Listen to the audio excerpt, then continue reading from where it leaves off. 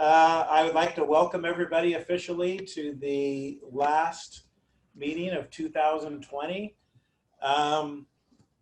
And our agenda is going to be, we're going to have an election for the new officers for 2021. So if you are a paid member, you get a vote. If you're not a paid member, you can watch. Followed by Dan, the treasurer, who is going to talk about how to become a member for 2021 and give us a status. And then we're going to go into show and tell. Our presentation today is going to be Ted Larson, Meghan, I cannot pronounce your last name, I'm sorry, Ignatowicz. Yeah, that's really good. Nice. Was that close? Yeah, that was perfect. All right, Kyle Rodriguez, Ralph, and Wayne are going to talk about My Robot Summer. I think we have some slides for the officers. Dan, did you prepare some slides that you could present? I did. Let me see if I can get the thing to show up. Yeah, it's asking me to open system preferences. Not good. I want to appreciate everyone who contacted us to volunteer. We always like as much help as we can get. We have a little bit of shuffling around. We did get 2 new people to volunteer for officer positions. And I'm actually going to be moving to fill the leftover vacant slot. If there's anybody else who is interested in helping out the club and or wanting to be an officer, please let us know because there's lots of little things that we still need help with. So we really appreciate that. So here you can see the slide. I am going to be moving over to become Sergeant at Arms. Camp is going to step up and become the president. He's been doing a great job hosting the challenge meetings and in my absence, hosting the regular meetings. Wayne is finally retiring. We want to thank him very much for many decades of loyal service. Yeah, technically, I'm the longest standing member on the executive committee. We will now have had a full over 100% turnover when I stepped down. So, wow, were you the original? Yeah, it was Bill Benson and I did the bylaws and made it all happen. So, yeah. Wow, I mean, a good round of applause for Wayne. Okay. And you know, I'm not leaving the club. I'm stepping down because I just. Too much is on my plate right now, and I had to give something up, and unfortunately, exactly. Also, very hearty thank you to Arthur Waite, who was the Sergeant at Arms for quite a while. Unfortunately, because of COVID, we can't meet at Google, but it was great having a Googler to take care of things for us, and hopefully. When COVID subsides and we get to go back meeting in person late next year, we'll get another Googler to fill that role, but I'll be stepping in for him. And again, thank you, Arthur, for your many years of service. Also, most people, Sergeant of Arms basically means facilities manager, just so you know. And the facilities now is Zoom. So I'll be taking over coordinating the Zoom meetings. All right, let's just get down to it. I guess the best way to vote is to use the chat. So to make it easy, just say aye or nay if you agree to all of the nominated positions. We'll vote en masse. If you would like to run for a position last minute, please indicate that in the chat. And if you want to not vote for any particular of those 5 people, say so in the chat as well. So everybody go to the chat and Chris, can I suggest that we do everybody unmute and do a voice vote? And if there's any objections, they can be in the chat. Otherwise, it's going to be a lot of messages. Okay, that's a great suggestion. Everybody speak in with your voice, and I will vote first. And I say yes to all the nominated positions. I concur. Yes. Yes. Yes. Yes. Any other card carrying members? Yes. Yes. Yes. Yes. Yes. Well, badge carrying. All right, I'm gonna call it. That concludes the vote, and this will be the official. Dan, can I suggest we change Sergeant at Arms to Sergeant at Arms 64? Yeah, I'm holding out for ARM 128. Okay. All right, so it be noted, the vote is completed. There's no legal battles over it. So this will be the slate for 2021 starting January 1st. Thank you very much. Hey, thank you, Chris. Thank you, Chris. Thank you, Chris. All right. So I wanted to give you guys a little update and talk about membership for 2021. So we don't really need badges because we're all virtual, but a couple of points on that. One is, what keeps our club strong is the membership.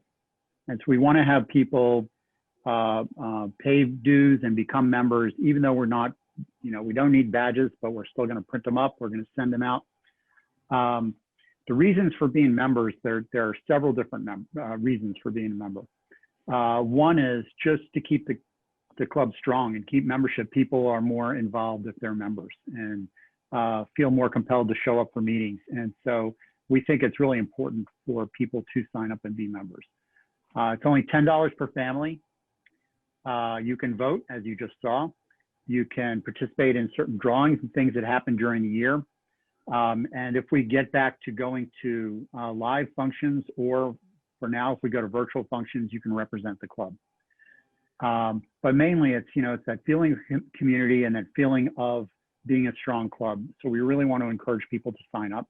The preferred way to do that is by PayPal. There are instructions on the webpage. There's one minor thing that keeps coming up, which is PayPal asks you if you are paying to a business for a product or service. Don't select that. They say, you can select that you're paying to a friend or family, select that. Otherwise, we get hit with all kinds of service fees. And we're not a business, so we really don't want to see 59-cent service fees deducted from all these membership payments. So we encourage you, go to the website, see the instructions for PayPal. If you have any questions at all about this, you can always contact me at treasurer@hbrobotics.org. And please sign up.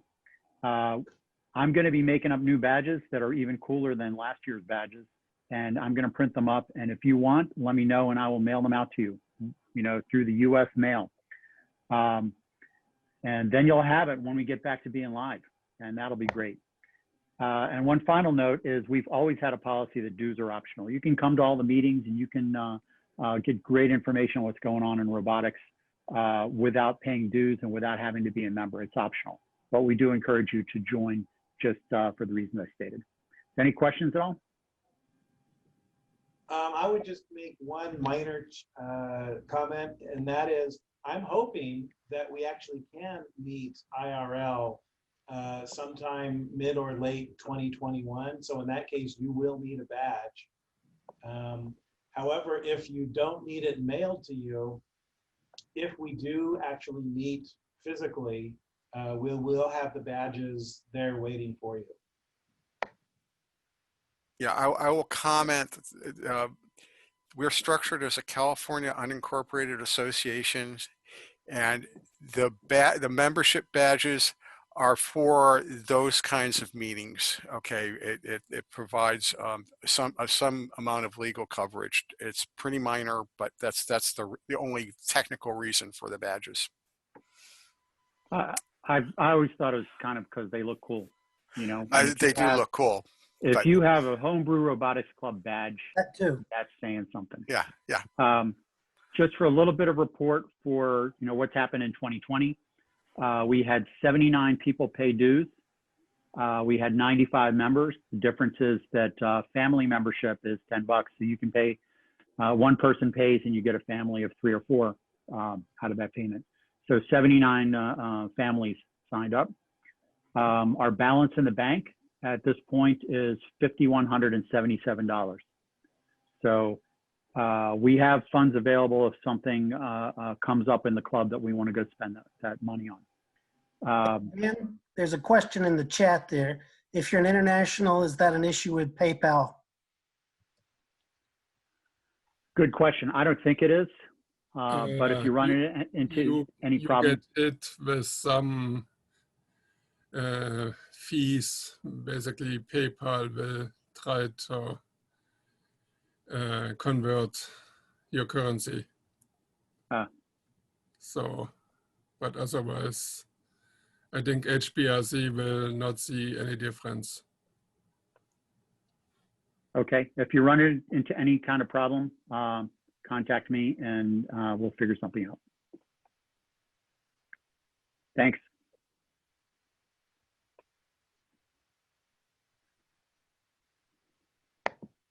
I'm done. Now we can have fun on robot stuff.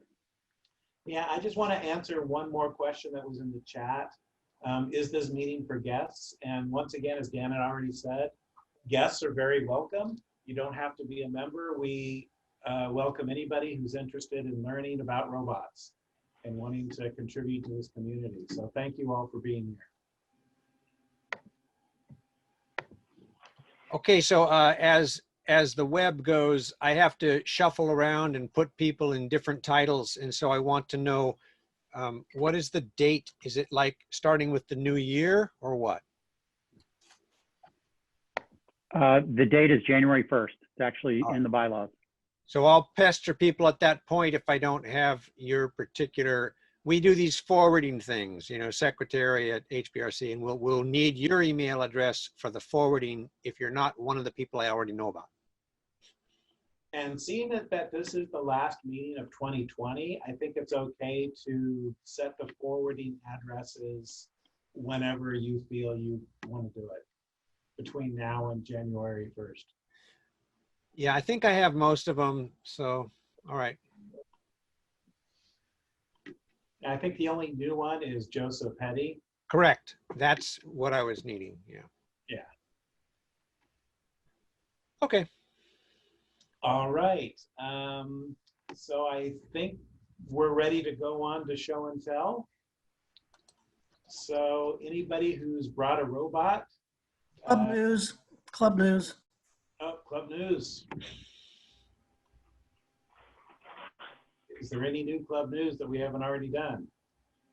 Yeah, there's club news. In lieu of the sometimes annual holiday junk exchange, which is usually held in lieu of the SIG, on December, bear with me, December the 16th, we'll have our SIG, and this will be on the mailing list. Everybody's on the mailing list, right? So December the 16th, the SIG, which is an all show and tell random access kind of meeting. It's for the meeting. This is the meeting for folks that one robot meeting a month is not enough. Okay. You know who you are. For this special SIG, in lieu of the sometimes annual holiday junk exchange, I want everybody to do something, what's the word I'm looking for? Festive with their robots. So we want festive robots on December the 16th for the SIG. And I'll come up with some kind of weird name for it. Thank you.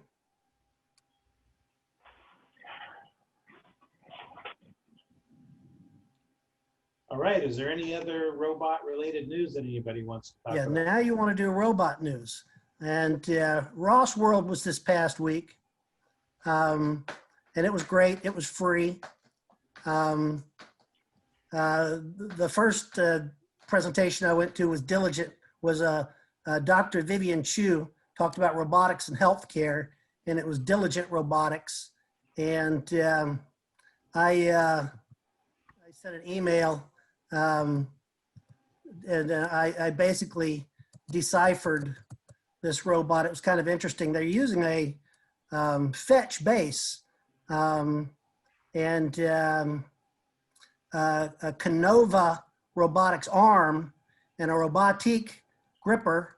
I see a Velodyne LiDAR out front, looks like the Ultra Puck, and they have an Intel RealSense in the head. I'll put in the chat here, Diligent Robotics. They did a healthcare presentation, and also at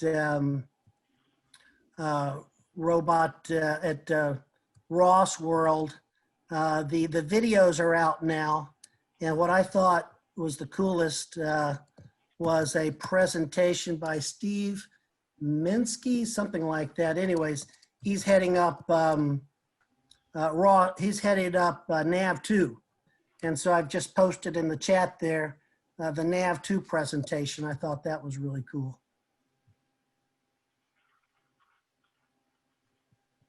That's all I got. All right, anybody else with robot related news? The next thing is what I'm having trouble with.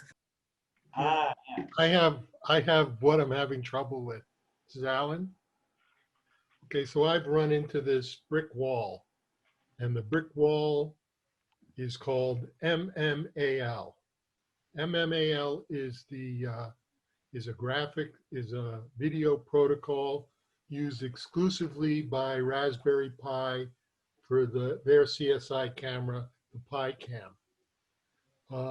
It works well on the Arch32 and ARM32 architectures. It does not work on the ARM64. I've beaten this to death, rolled over it with a steamroller, and apparently nobody has been able to get that protocol working. So I think part of the problem is there are some pointers in there that are 32 bits. So in some structures, they want to pass back and forth. So you are probably not going to be very lucky there. Yeah. Also, someone today said that there's some register passing going on in 32-bit registers. And so there's definitely 32-bit dependency. Yeah, and so somebody said you could do a cross compile, but I don't see that anyone has been able to do it. And I mean, it's just hanging out there for the last year as an issue. And so, I mean, you can get the PiCam to work with the USB cam, which I think is V4L2, and that works.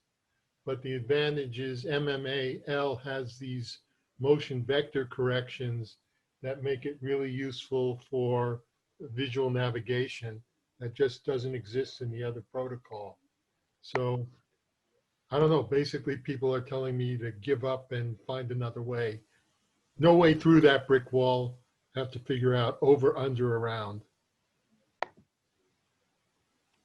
Try there is. Did you try to run on an Ubuntu 32 on a Raspberry Pi 4? Yes. And that works? Well, it works on a Raspberry Pi 3. No, Ubuntu, you should be Ubuntu 2004 on the desktop doesn't work very well. No, But, you should be I was able to get the Raspberry Pi camera to work on a 3 Ubuntu 20 with the ARM32 architecture. Yeah. So, but the reason why you want to use a Raspberry Pi 4 is you want to run Noetic and you want to use Python 3. So it's like, yeah, but Python 3 has no dependency on 64-bit. Yep. So can you try to run an Ubuntu 2004 32-bit on a Raspberry Pi 4 Yeah, I could, but then, you know, what's the point? The speed of the Pi 4. Yeah, but then things like YOLO and things that use the graphic processor aren't going to be available. So there's a catch-22. Yeah. Okay, so basically, if somebody who's really smart can figure out how to do the motion vector stuff based on that other protocol, I'd appreciate it if you'd go and write that for me. You posted this in the forum, right? Yeah, I did. I have a quick one. I don't want to spend a lot of time here, but I'm going to throw it out and then I'll post it on the forum and we can follow up on the forum. But in playing around with my smart table, that is a Nito BotVac with a TurtleBot superstructure and 2 ultrasonics that was working fine. I was fiddling around with the parameters and all of a sudden I'm getting an error where it can't find map server AMCL or move base. And I've reinstalled and changed, and I can do a raw CD to AMCL map server and move base, and so it finds it. And I've looked through all of the launch files and stuff, and nothing's really changed. I'll post this in the forums so that somebody can take a closer look. But so blowing away the build folder or moving it aside and remaking the build is one of the last ditch efforts. I don't know. Did that. Any other suggestions? Yeah, I just thought I'd check. Oh, Oh, by the way, that's a trick. It worked one time. and save your map file, Ken. Word to the wise. I'll post it on the forum and so that it can get some discussion. Otherwise, I'm looking at offloading my data and reformatting. Go ahead. Assume this problem has persisted with multiple reboots and restarts. I can't hear you, Ralph. Repeat. I'm getting a lot of background noise from somebody who just phoned. Okay, that's better. Can you hear me now? Yes. Okay. Yeah, I was saying, I assume this has survived and persisted across multiple reboots and everything, right? Yes. Yeah. Thank you. I'll post it on the forum. Thank you. Yeah.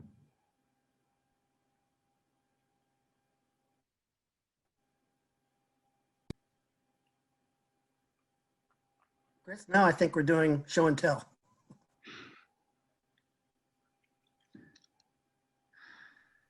So I have one. I'll put me on the list somewhere, whoever's going to be calling them out. Show and tell? Yeah, one for show and tell.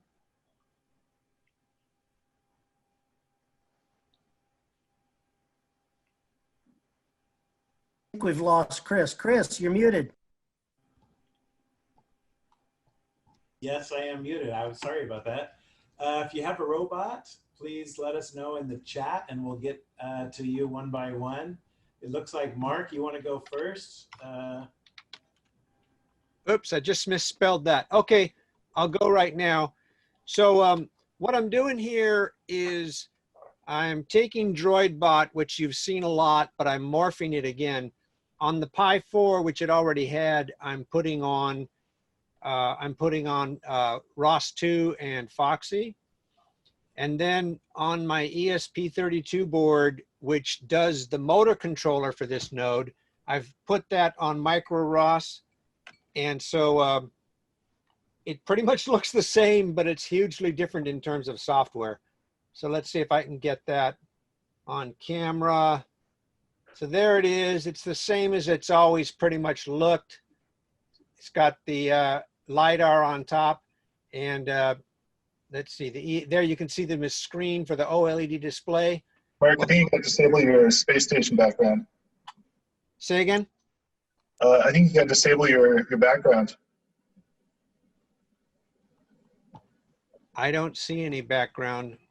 The space station you have behind you? Oh, you wanted, oh, I see. Is that screwing it up? Okay. It's half in, half out, yeah. Okay, I will I will say none. And Which then- robot is right, this, Mark? It's gonna get all weird. Okay, it should be none now. I'm gonna go back to the video then. Which All right. robot is this, Mark? Yeah. Can you see that now? Which robot is this? So this is DroidBot, the Octagon that Bill Benson passed it to Wayne. I've used it and it's come a long ways. It's got the Nito LiDAR on top, and then it's got my ESP32 board, and the ESP32 board is running micro ROS. That's really the big news of what I'm trying to explain. And then I'm using James Jung did a port of the LiDAR for the Nito LiDAR to ROS 2. I am it meaning Python 3. I'm having some grief with that, but it's mostly running. So I'm hoping to have the whole thing converted over. Micro ROS gets command vel sent from the Pi and make the whole thing run on a nav stack like I had before I ripped it apart. So it'll be exactly like before, but all ROS 2. So that's the goal. Anyway, that's it. So is there now a driver for the Nito LiDAR for ROS 2? Okay, I'm getting an awful lot of echo. Is your mic near your speaker? I know my audio is really crap on this. If you can't get it, I'll put it in the chat. Is there a driver for the LiDAR, for the Nito LiDAR for ROS 2? And the answer is no, and I'm working on taking what James has done, and it was basically a botvac implementation that has been ported to use on ROS 2, and that's apparently runs, but I'm not using a botvac, so I have to disable all the botvac things and make it look like a output to /scan on ROS 2 is my goal. Yeah. And I've got some issues with integer conversions blowing up, so I had to, I'm messing with that basically. But I can see the stream, I can put the stream into a file and it looks like the right data, all the FAs and all that stuff.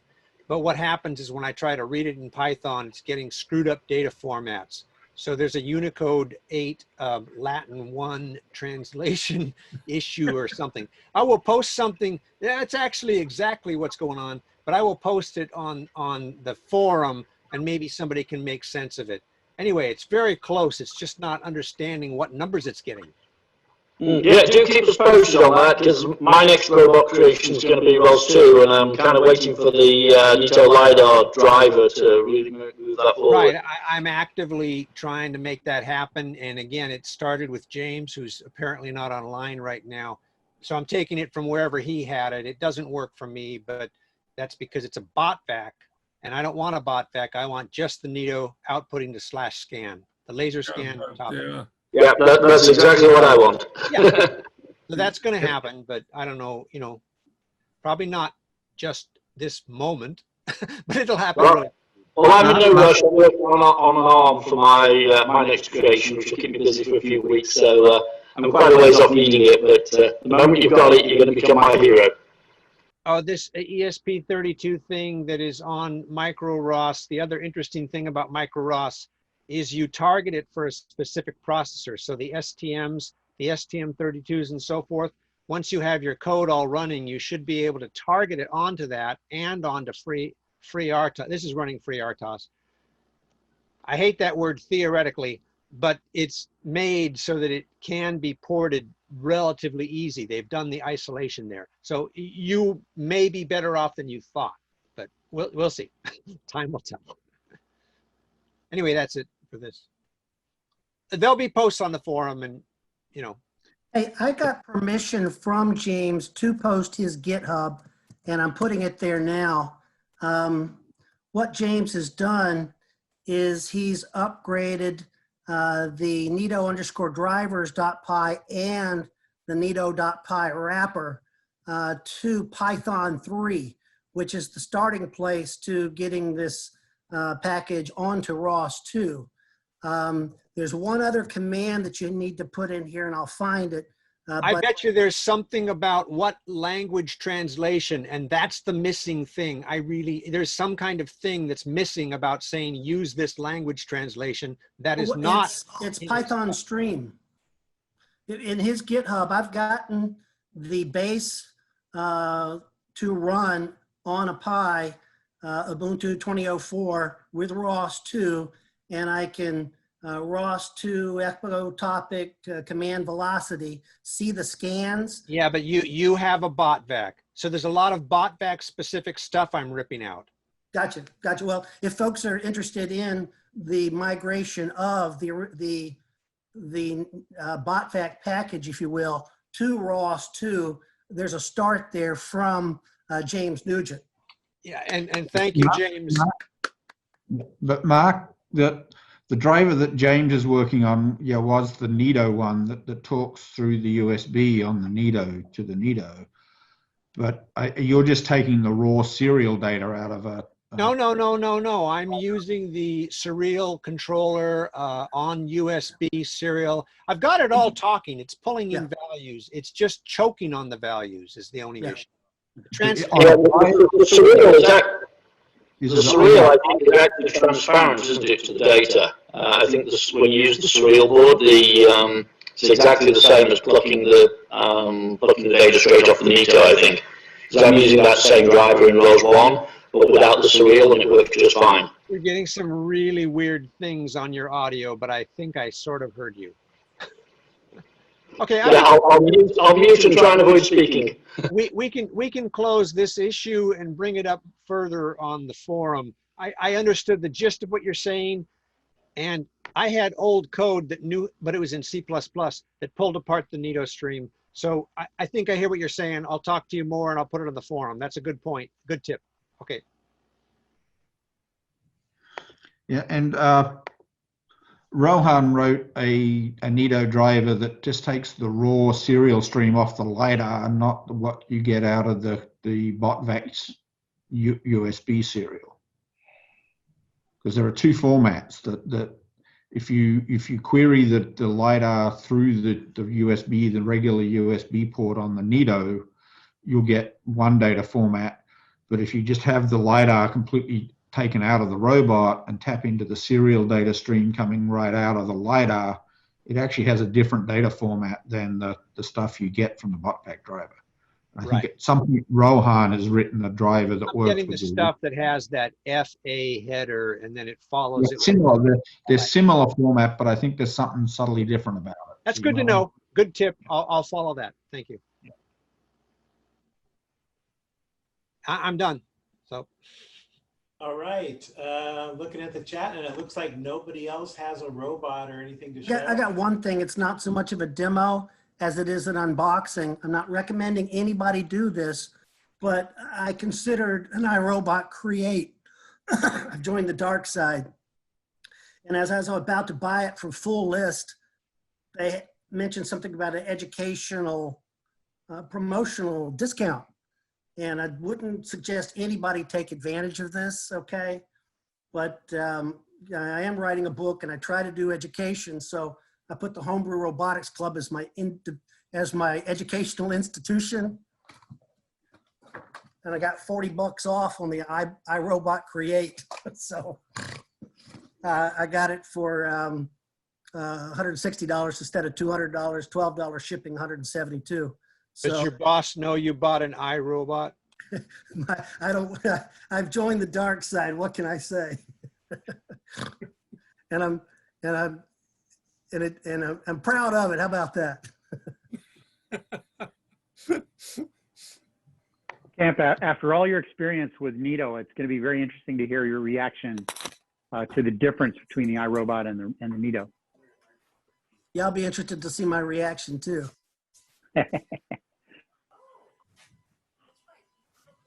All right, is there anybody else that wants to show something off, working or not? Last call. I got the package that was in the mail for 2 months out of Germany now. So it finally arrived, and let's see how it goes with that. If those robots behind you start approaching you, we're going to let you know because they're behind you. You'll never see it coming. I will see it. I have a mirror.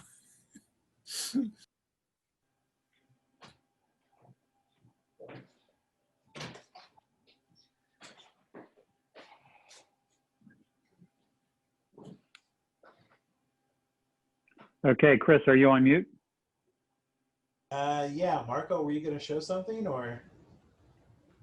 No, I just have basically a kind of a bigger motor gearbox thingy right now. So that's supposed to become a lawnmower eventually. All right. It looks like we're kind of short on robots today.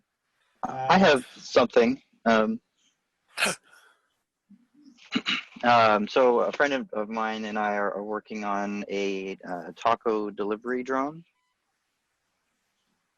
And it's still in the very early stages. We have a company building the drone for us in New York, and they're going to be shipping it out in beginning of December. So when I have more to show, I'll bring that by.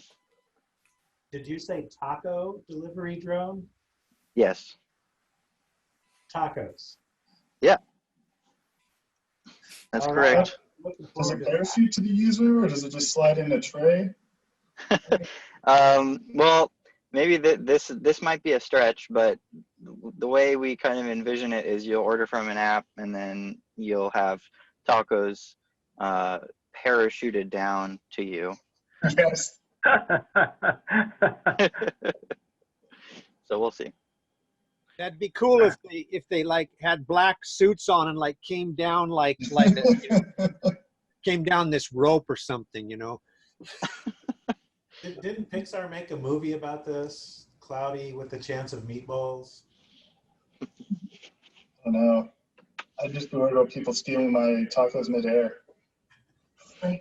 Just seagulls. You need to get started on the taco interceptor drone.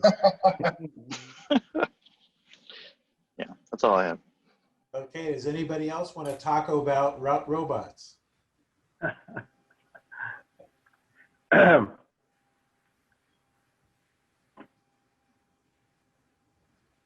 Hello? Can you hear me? Yeah, we can hear you now. Yep, you're live. My little friend here wants to say hello. All right, take it away. What do I do? How do you, should I share the screen, or how do you do it? Well, we can see him, I think. Can you see him? Let's see if I can get him to talk. He's a little close to the camera. I wonder if I can, whoa. He's moving Don't back. kill him. I know. Can you see his mouth? I don't know. Yeah, we can see his mouth now. When he's leaning back, we can. Okay. Let's see if I can get him to say something. Roman, did you want to say something to these guys? Let's see. I don't know. Hold on a second.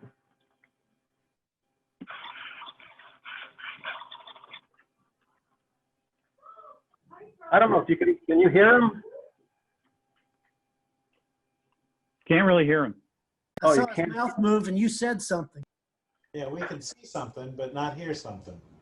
Oh, I wonder why he's not, I wonder why his sound's not working. Let's see. His mouth is cut off at like just under the nose. His lips aren't moving, but you're talking. You know what? I'll have to try to Just get him like to work. that. Huh? Back like you just had it. Like that. That's better. That's better. Let's see if I can get him to, I don't know why he doesn't want to talk. He usually has lots to say. Let's see. Stage fright.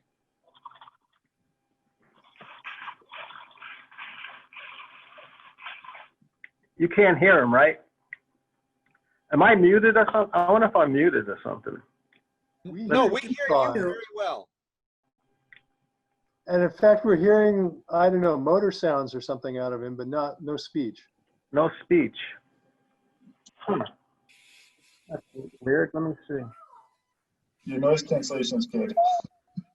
Cat's got his tongue. Let me see if he should say something.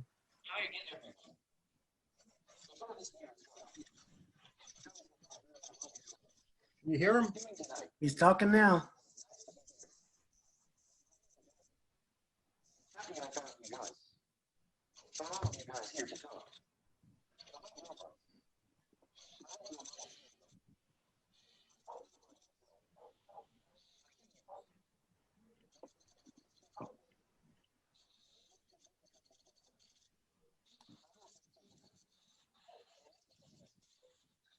Well,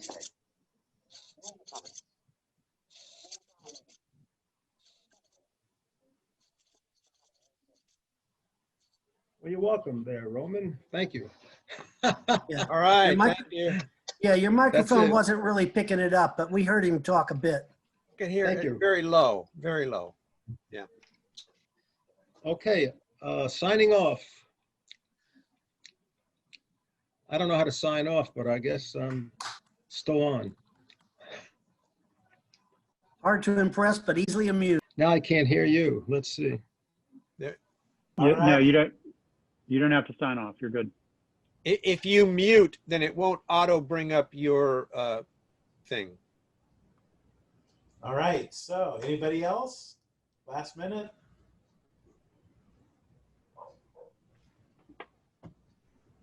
Oh, somebody's got a cool robot or project to show off. If not, I guess we can send it over to the main presentation for tonight. Okay, I will bring up the slides and then I think Ted is going to start to introduce it. Let me share the screen.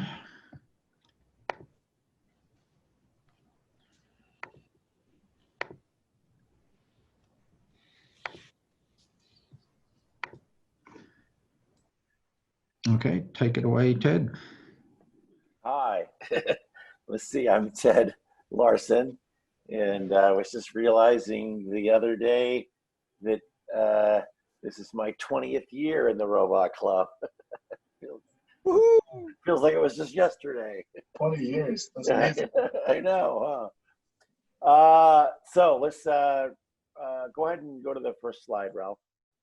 So we did a project with a bunch of interns, and we're going to talk about what they did over the summer. And the idea is to hopefully get people excited about maybe doing something like this in the club. So I started a company with Bob Allen, who's here on the call as well, in 2005, although it was seeded back in 2001, probably. So 19 of those 20 years were spent originally hanging out with Bob. And we started this company. We met in the Robot Club, and we started doing design work for people on like EE and firmware consulting with a focus on robotics. And we started this thing, and we started doing more and more consulting, and we recruited a lot of people inside the club to eventually join us. And every summer we have interns that we bring in to try to get them fired up about pursuing electrical engineering or software engineering or robotics as a career. And we've had some really amazing, we've had kids that were, in grade school who joined us. We had, I think Shiloh Curtis is on here. We had her for a summer. We've had quite a variety of really cool and interesting people intern over the summers for the last decade. And I think what we're going to talk about here is what we did this summer and what kinds of cool, interesting things that we worked on, and then some of the fun outcomes. So back in the beginning of the year, everything was going great. And one of the interns that you're going to hear from here, she had taken some, had changed her major in college and had some time, and we started working with her earlier in the year than the summer began.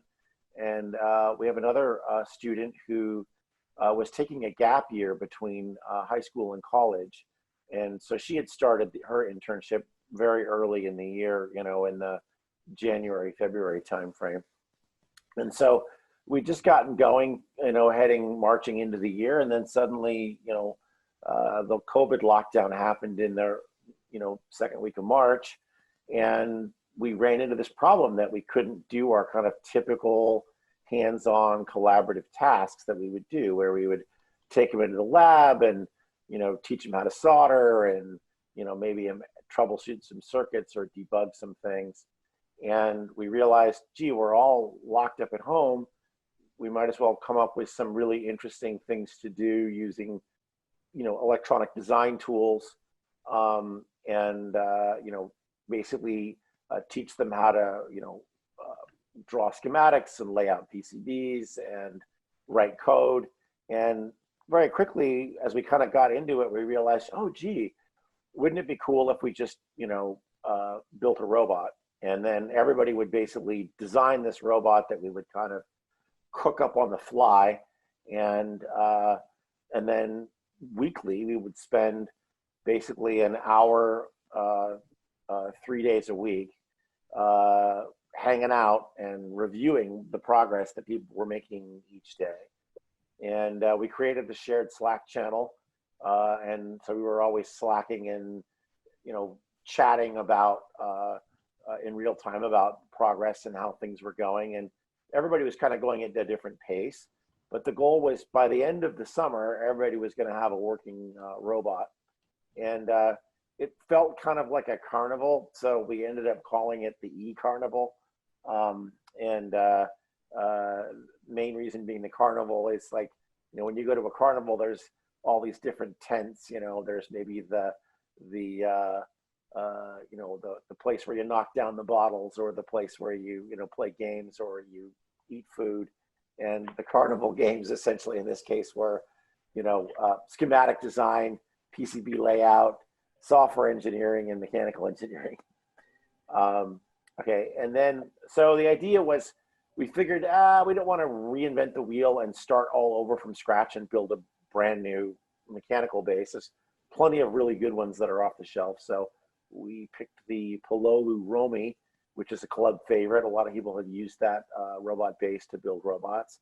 But then what we decided we were going to do was make a brand new controller for it, and throw away the standard one that comes with it by default, and build an STM32 based robot. And then they would do the schematic capture and the PCB layout. They'd learn how to fabricate a board. They'd learn how to assemble it. And then one of the interns this summer also, who I don't think she's on the call, but was Lorene Davis. And she was specifically interested in mechanical engineering and learning SolidWorks. And so we taught her a lot of SolidWorks. She did a lot of like 3D printed part add-ons and laser cut parts that we could add to make the Romi more pliable for what we were going to add to it. And then towards the end, it all came down to the hard, long slog of writing the code to actually make it do something useful. And I think the idea then is at the very end, we would end up with this awesome robot when somebody's robot worked. And we did have a lot of fun actually towards the end of the summer when the first robot actually worked. Let's see, is there another slide that I wrote, or go to the next one, Ralph? Oh yeah. And so here we're kind of the active participants. Meghan Ignatowicz, who you're going to hear from, she's here on the call, and Anna Beaver, I don't think she's here, and then Lorene Davis was doing mechanical engineering.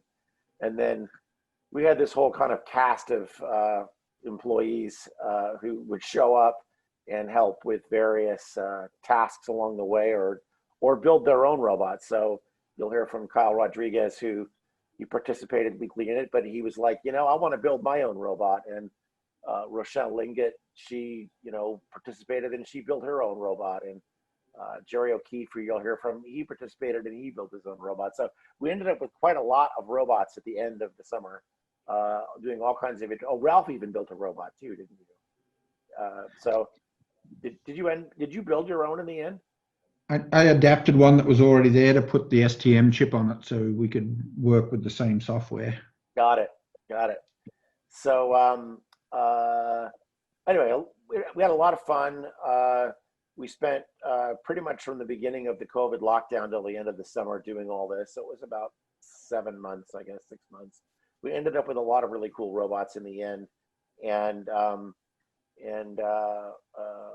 it was fun. And Wayne kept telling us, "Oh my gosh, we should do this in the club, and let's have a chat about it, at one of our club meetings." And so all of us kind of got together and made a few slides and collaboratively built this slide deck, and they're gonna show off the robots and some of the cool things that we built.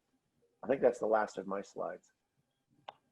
There it is. So There it is. we'll introduce Megan to talk about her robot.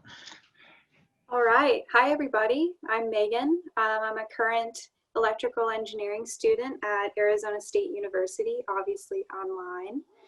Over the summer, I got to intern with OLogic. And in the creation of this robot, this is my first robot I've ever gotten to make. Definitely lots of challenges and excitement through building this. My first time using Altium, STM Cube. A couple of things that I kind of had to learn was obviously how to dissect a circuit because I had a short in my 5-volt rail to my motors. So that was really interesting, having to figure out how to kind of group my circuits, my components within that specific 5-volt rail circuit, and then be able to find it. So that was definitely something that I got to learn. Of course, PCB layout was definitely a struggle trying to get that right. There's lots of things that go into that. I think out of the whole thing though, the STM Cube and writing the software is definitely the most challenging. It's not really, writing software isn't really what I'm aiming for, but it's definitely something that's really exciting to play with and learn. And Ralph, of course, makes it easier than it probably is with all of his help over the summer. Unfortunately, my robot right now doesn't work because of this new software we were adding to make it to level 1 of the tabletop challenge. I'm just having a hard time with some of the software, but when I have gotten the software to work, it's really awesome to see my work and the hardware and all of my software work come together and make my robot go. So it was a really awesome summer, and I really appreciate everybody's help in it. And here's just just my schematic that we worked on over the summer.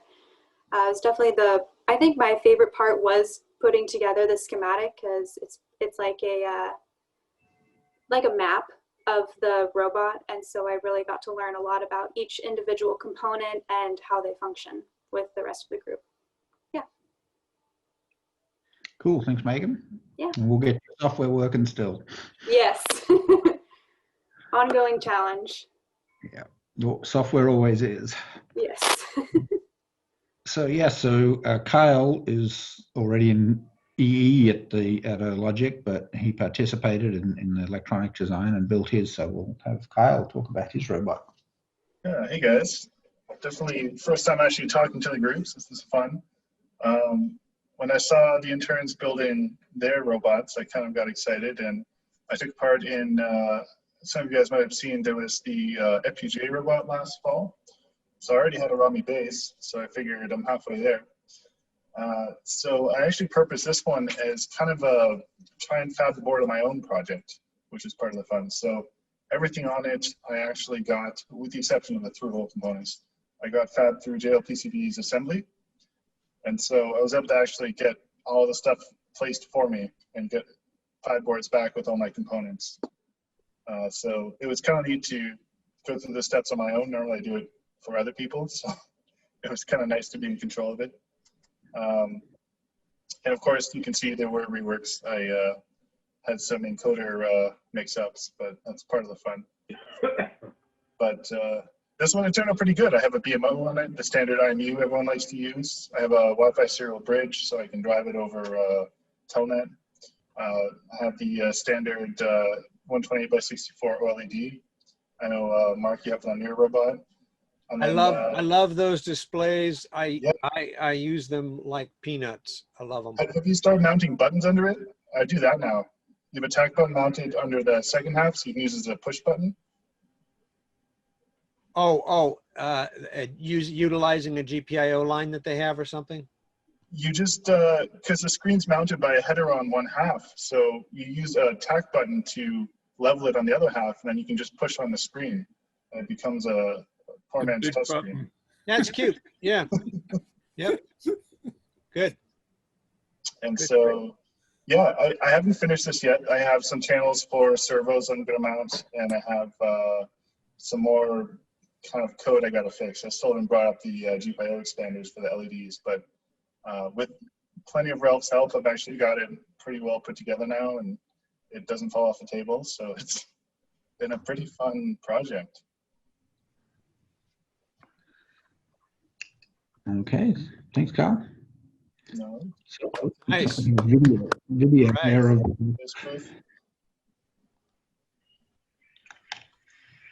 course, I got the classic logo. Wait, is this pre-recorded? It is. I can do it live if you want. I think Kyle's best smart. pre-recorded is smart. Yeah. I just don't trust wireless comms to not work during a demo. So Yep. Yep. Or batteries being charged. You should always try a live, hey, level 2. You should always try a live demo, but have that video in your back pocket. Yeah. Yeah. That's the way to do it. well, if there's time, I can set it up. I still have it all on my desk right here. So maybe after the presentation. Very fine. Yeah, we can do demos in question and answers after the show, but let's get the presentation over. So the next one, Jerry, who again was also an engineer who's been working at OLogic for a while, at the end, very late in the whole program, jumped in and decided he wanted to build a robot. So I think Jerry's put his version together. He's just used an ESP, but Jerry, you're there. I'll let you talk about it. Yeah, do you hear me, I guess? Yeah. Yeah, I got started late in the game, but was excited about learning some of the robot mechanics, and also wanting to come up to speed to ESP32. And so I started a number of weeks ago, and the main requirements were just motor control, basically. Then I wanted Wi-Fi so I could do remote command and logging so I could see what the robot is actually doing.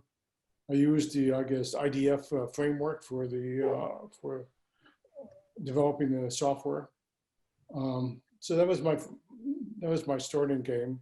I have, I guess you could probably see sticking out the side of them, two edge detectors. There's a set of edge detectors on the front and back, so I could go across the table. I guess the process I started the software process was to first list all the hardware interfaces I needed, then find examples for each one, and then start testing each one of those examples. And from that, I was able to get a pin map of what pins were critical on the SPS32. Integrating, and currently what I'm doing now is integrating all the code together in one module. And next, probably later, well, probably starting Friday, I'll start porting Ralph's code on top of my low-level driver code. I guess I did have some problems with the strappings on the ESP32. Some pins are input sensitive of booting, so I had to move some of the pins around. Also had problems with the encoders, and I guess the data sheet says they're the open collector, but when I put an open collector, when I put a scope on them without port resistor, I still seen 5-volt swings. So I had to put an attenuator between the encoders to the ESP32. That was it. And it currently will go across the table, but it does move an arc because I'm not using the output from the coders yet. That's tomorrow or Friday's work. That's about it. I do have okay, yeah. You have a demo of Jerry's here too. Yeah.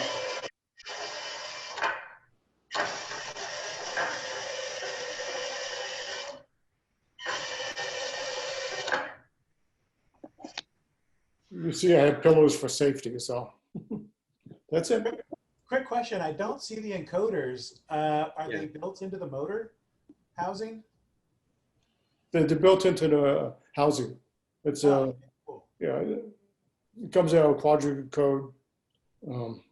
And are you using the counters to do the counting, up down counting with the quadrature signature, or are you doing your own 2 input port thing? I'm using the quadrant. There's code in the ESP32, the example code that works. So I'm using that. So I get about 1,440 ticks per wheel rotation. Oh, wow. Yeah, that's pretty high. Okay. Yeah. But I don't have the 1,400. 1,400. Yeah. I don't have the encoded ticks combined with the motor control yet. So that's why it moves in a curve. Mm-hmm. So that's the next step. Nice. That's it. Until every month. All right. Well, my role in this whole game was to teach the interns the software part of it. Once they all got the robots built, we had to teach them how to do the software. So I took on that role, and as we got started, I realized I already had Bluebot, which you've probably seen in 3 or 4 different versions before at the club. I've seen a couple incarnations, yeah. Is that the one that runs the TRS-80 code? It did. That was one of its incarnations. It had an FPGA with a TRS-80 simulation in it. But I realized that I had everything I needed, and I could just plug an STM Nucleo development board in instead of the FPGA board, and then run the same software that the interns were using. So this got adapted and was the sort of reference design that I could develop the software on, and then teach that to Meghan and Jerry and Kyle and the other interns as we went through. So it supported, and I said it had the STM Nucleo. I had a 303 board sitting around that fit nicely. I already had the motors with encoders. In addition to the other ones, I have a couple of IR range sensors that can sort of scan in front of it to eventually do level 2 and 3 of the challenge to find objects. It has the wire gripper that's on a servo that can sort of grab something in front of it for the future. Are those the VL53LOX guys? No, these are the super old sharp IR beam. Yeah, horrible power hogs. That's the main problem with them. They're really noisy and draw big current spikes. But I have a drawer of them sitting around for years, so I decided to repurpose them. Also added, the primary effort here was to do everything on the STM. The ESPs are so cheap, we're just using them as serial to Wi-Fi adapters. So it has one of them on, so you can actually send serial commands to the robot via Wi-Fi. And it has a Pololu dual motor. So just to prove that the reference code that we wrote can achieve level 1, here is my robot doing level 1. In your floor table bot. Oh, it is an actual table. Nice. Well, it's a piece of acrylic on a box raised off the floor. But it's elevated. That's good. Yep. Oh, walking the plank. Yeah. Okay, so your sensors are not disturbed. Basically, they see your plastic just fine. Are they seeing the plastic from paper, or are they seeing the edge of the table? No, I think I tried this like they look to be actually detecting. It worked well enough that they're obviously seeing the plastics. I hadn't actually tested that before I put it down to make the video. So spared no expense. Yeah, luckily it did actually see the edge of that. So there you go. So we had reference code that we could use to.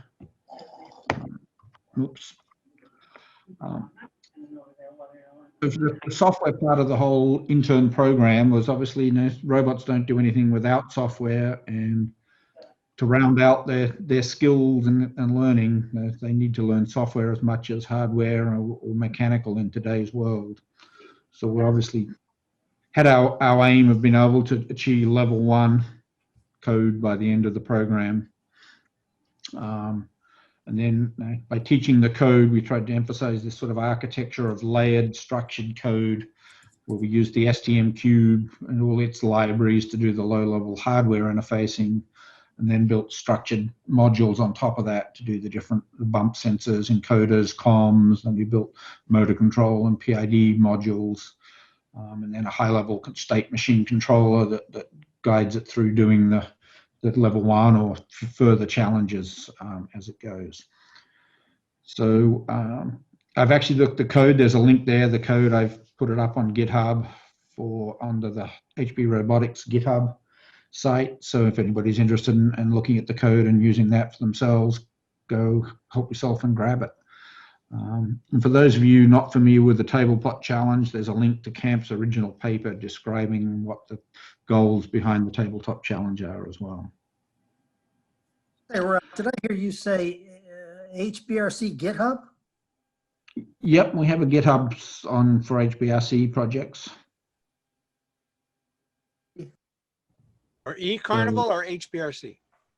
It's HBR. The GitHub is HBRC's, and I've created a repo under it called the OLogic eCarnival. But I mean, you'll find other stuff under the HB Robotics on GitHub as well. Why wasn't I aware of this?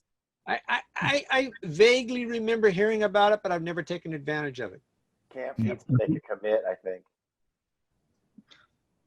Yeah, I think so far it's Ferg's. I've been enlightened.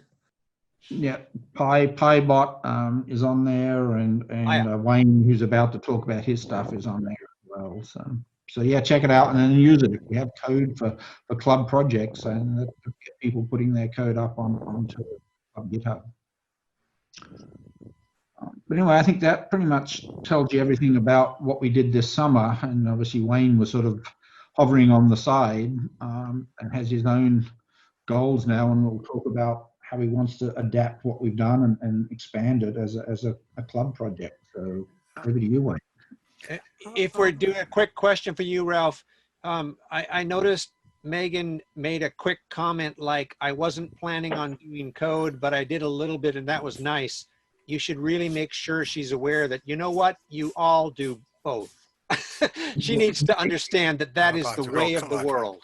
And you more than anybody know that. So yeah, I mean that's an engineer today. Don't call yourself an electronic engineer unless you know how to code. So that's definitely what this program. This something Ted didn't mention at the very beginning of this, before we decided on the project. Anna and Meghan sort of got together and talked about it and decided they wanted to build what they called a robot, but they suggested just some micro switches directly wired up to wires and buttons that would just switch itself on and off and bounce around, and something 30-year-old sort of toy type technology. And we immediately, everybody else at OLogic looked at that and said, "Are you kidding? You've got to make it really hard for yourself and put a microprocessor." So that's what we did. But anyway, Wayne, you're going to make it even harder still, I'm sure, with your fancy stuff. I see his favorite all over that thing. Yeah. Okay. Now, I gave this presentation on the HR2 very early on back in April. That was our first virtual presentation. And this is more to tell people where we are on this project. It was also, if we were going to have a failure on a presentation, I wanted it to be me that failed, because that way I wouldn't have had to apologize to the speaker that we failed on Zoom. But luckily that's worked out reasonably well. Okay. The story on the HR2, that stands for Homebrew Robotics ROS Robot. Okay. Homebrew ROS Robot HR2. Okay.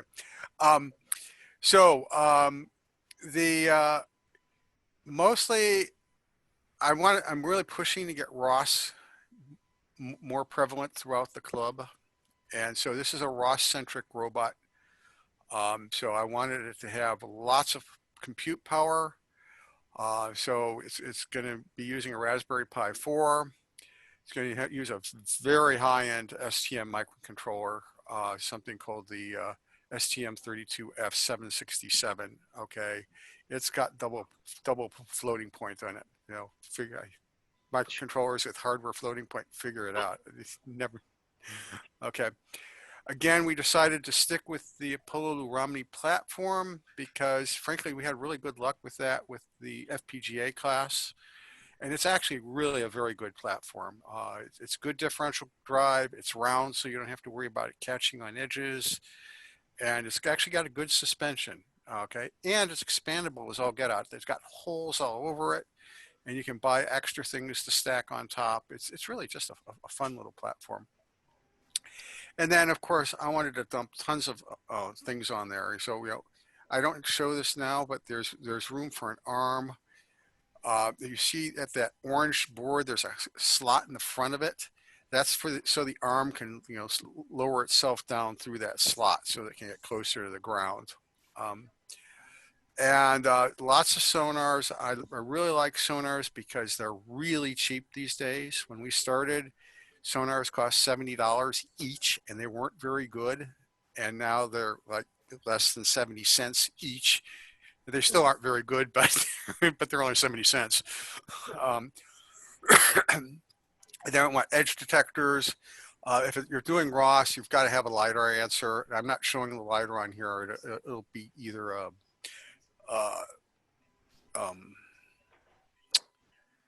this was one of the various flavors out there. It used to be you had to always scavenge them off of a iRobot or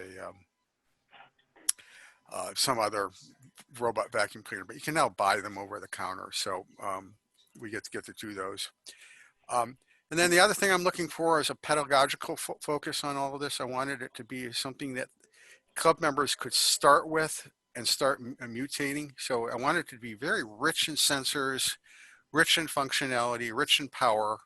I wasn't trying to minimize cost. Now, I actually don't know how much this is going to cost yet because I haven't done my bill of materials recently, but I'm expecting the board will clock in at about $70. The Romi platform will be about $50 for the base platform.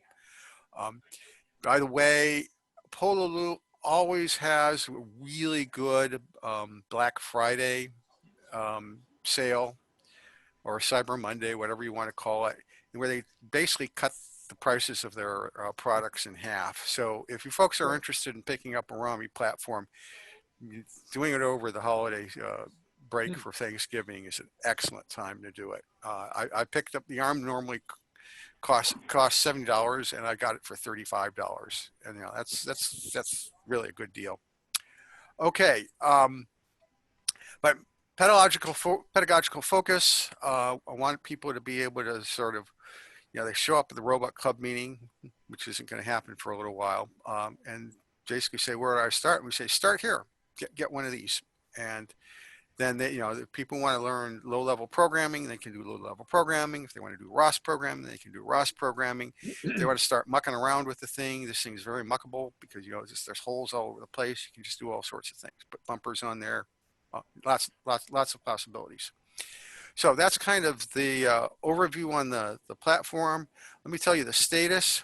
The status is that I have the printed circuit board laid out. This is the most complex printed circuit board I have ever designed. I knew it was going to be super hard. It was extremely hard. And the reason that it's so hard is it's got holes all over it, okay? And all the wires have to wiggle and squirm their way through all the gaps between the holes. If you look carefully there, you might see that I have a little heat sink on top of the Raspberry Pi 4. So there's 3 heat sinks that have holes for them to get the heat out. Okay.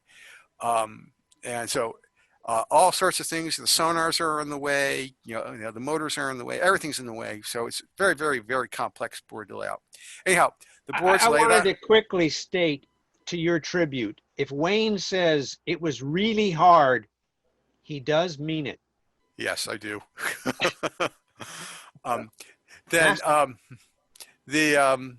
the hardest board I've ever done. Now, I will mention that the people at OLogic do boards way more complicated than this, but they get paid to do it. So a little advertisement for OLogic. So the boards, the schematic's basically complete. The board has been laid out. There's no more missing connections and stuff. I'm basically doing fine tuning. Hopefully either this weekend or next weekend, I will get this thing shipped off to China and make a couple of them. It's going to be a Rev A board. Rev A boards always have problems. All of our interns will tell you that. I don't think any one of our interns got a board made that didn't have to have patch wires added on. So, okay, so that's the current state of it. You know, we'll be seeing more, and then I offered to go at the end because this is sort of my swan song for program coordinator. I've been, you know, obviously I was president for quite a while, and of course, you know, been with the club for over 20 years. So conclusions. First off, this whole eCarnival thing turned out to be a ton of fun. Okay, and that's kind of what I'd kind of like to capture that in a bottle and make it happen with the Homebrew Robotics Club if we can. So lots of robots, lots of electronics, lots of programming, lots of learning. I just really was just totally impressed with what happened with the whole system. And then I'm thinking in terms of, with my copious spare time, starting to get some more HBRC classes going. So I'd like us to have some sort of Romi starter class. You know, Danny's been doing the club bot design, but I think we can do better with a Romi these days, a Romi platform these days. You're still welcome to do the club bot design, but I designed that. Was that 8 years ago? Printed circuit board stuff. Some members of the club are really comfortable doing printed circuit board design. Most are not. I think it's time for us to step up to the plate and sort of say, here, let's start doing printed circuit boards. And then, of course, everybody's saying how hard embedded programming is.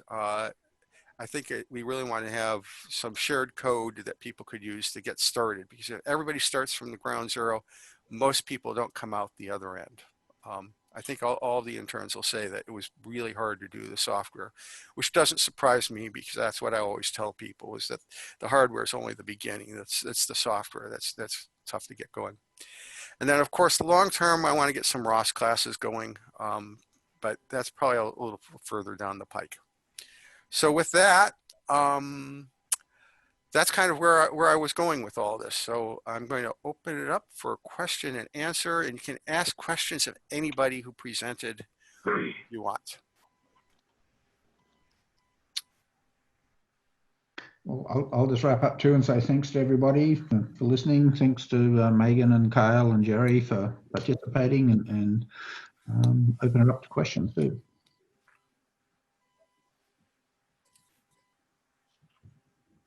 Hey, Wayne, with the ROS HBRC platform and the ultrasonics, I don't think you can do mapping with ultrasonics out of the box. You have to change it into a laser topic. Do you? I'm not showing the laser in this. Okay, if you're doing ROS, you're going to want to use a LiDAR. Period. Okay.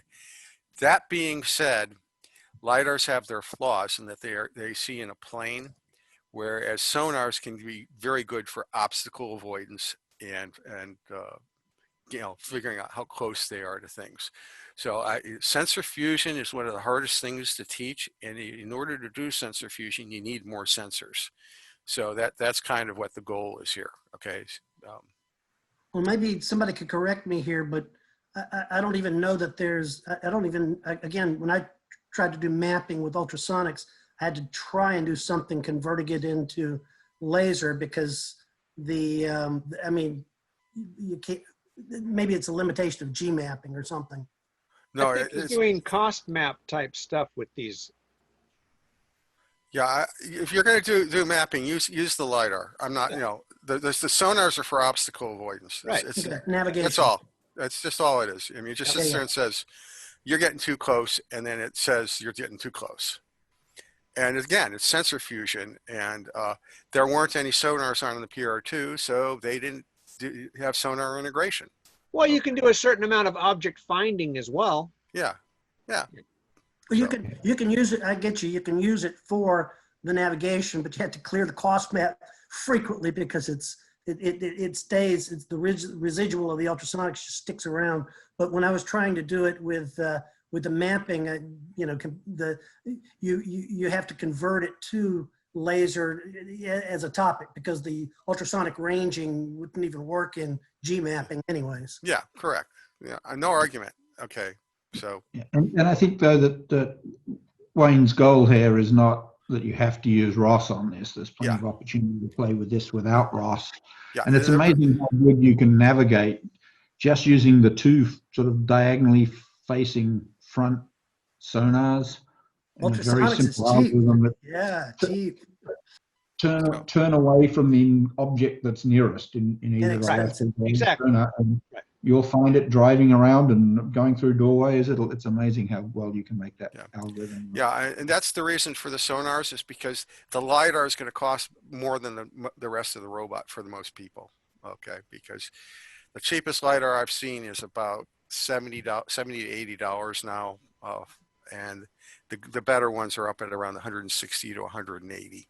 So, but that's the cost to play in the ROS world. So you either have to scavenge a Roomba or a Nito, or you have to buy one, and it winds up being a pretty big piece of the thing. I didn't want a robot that you couldn't get started with unless you had the LiDAR. And that's been my complaint with the Turtlebot 3 is you have to have the LiDAR in order to do anything with the Turtlebot. And now my main Nito source is on the other side of the country, so I got to get something else. Please join the dark side.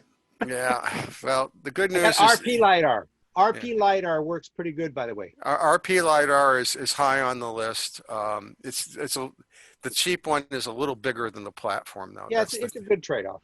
It's a trade-off. So anyhow, well, this is the thing. I wanted something where there's a lot of functionality to play with, and we go from there. Nice. But mostly, what I want to hear about is if we started doing classes, what do people think? Okay, we had a huge turnout for the FPGA class. If we did like a printed circuit board class, how many people think they'd be interested? Yes. Yeah, Wayne, you could add an online element to that too.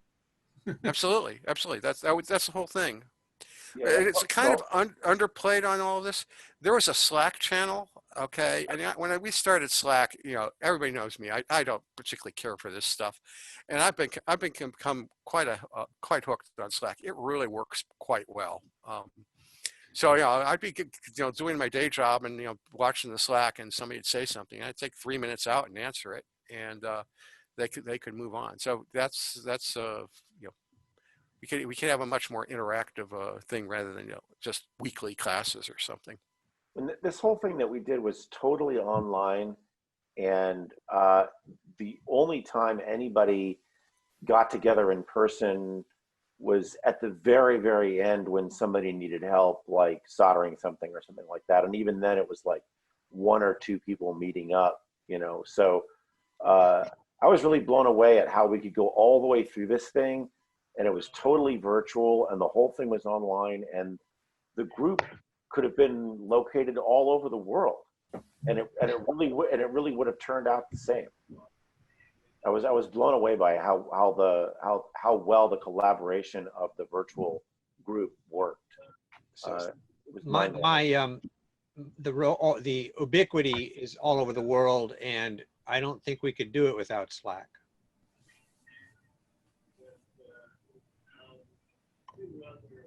So anyhow, thumbs up on Slack. But I haven't heard anybody say they'd want to take the class, because I'm not going to offer a class if people don't want to take it.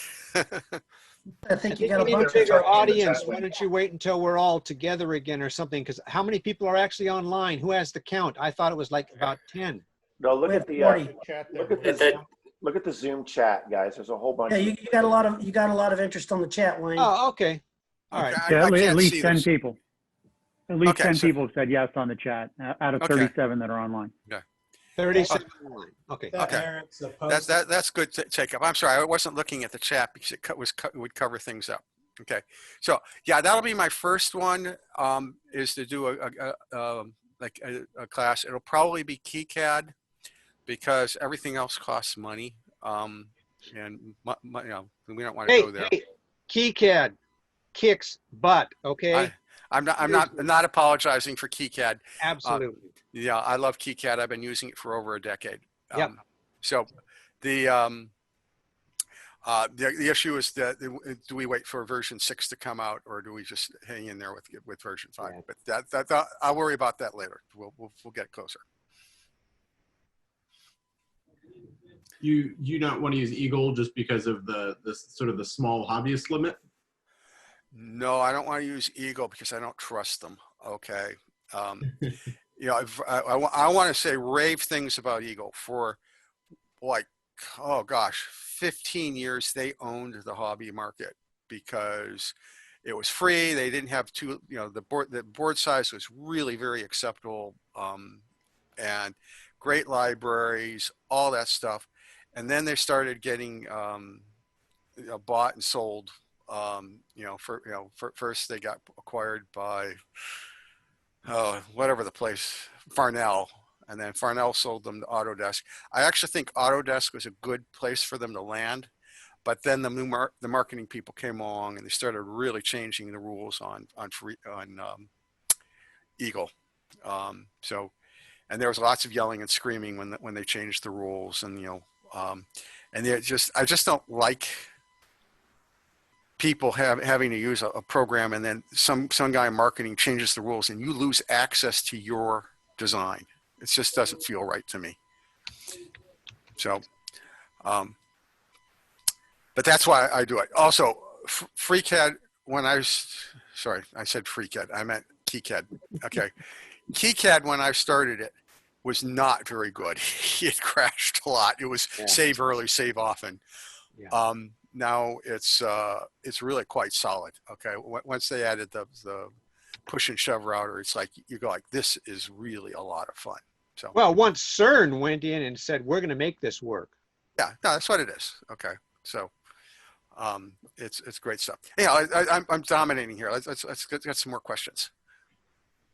Hey, Wayne, this is Alan.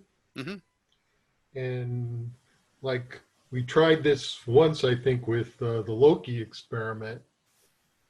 And when we tried to do that with a Kickstart, there was not a great demand for it. I'm well aware of this, Alan. And the conclusion I came to was, A, we got the wrong Kickstarter, and B, even if we had gotten it right, I don't think people were interested in it.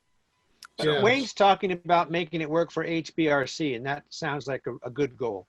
Yeah, I'm not trying to make money or anything on this. By the way, this is all MIT licensed, absolutely 100% open source. There's the repo, the HB Robotics repo. It's there. Anybody can download it. 100% free. Yeah. And the cost is much less than, say, a burger, the TurtleBot burger.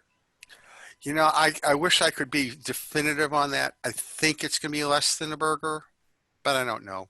Okay. It probably will. It'll certainly have more functionality than the burger. And I think something to look at, Wayne, if we do it as part of a class, people design a similar, or end up with the same circuit board. Places like JLPCB, where you can get 5 or 6 boards made for $20 if a group share that and each get one of the boards. That brings their cost down a lot. That's my new favorite PC house. I just got them literally today. Yeah. And their shipping rate went down. Yeah. So now the shipping is like 14 or something. Yeah. Mark, did you get them assembled there too? Yeah, yeah. I haven't done JLPC yet, PCB, but they're going to get this board. Okay, absolutely. Good.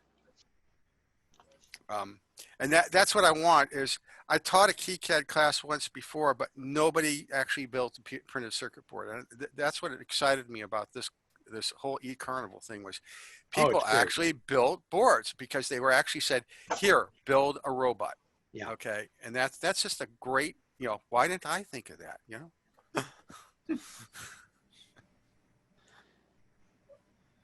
Listen, I got to get back to my work here in the in the space station. So I guess I'll see you guys later. Yeah, I'm dominating this. Does anybody have any questions for Ralph or Jerry or Megan?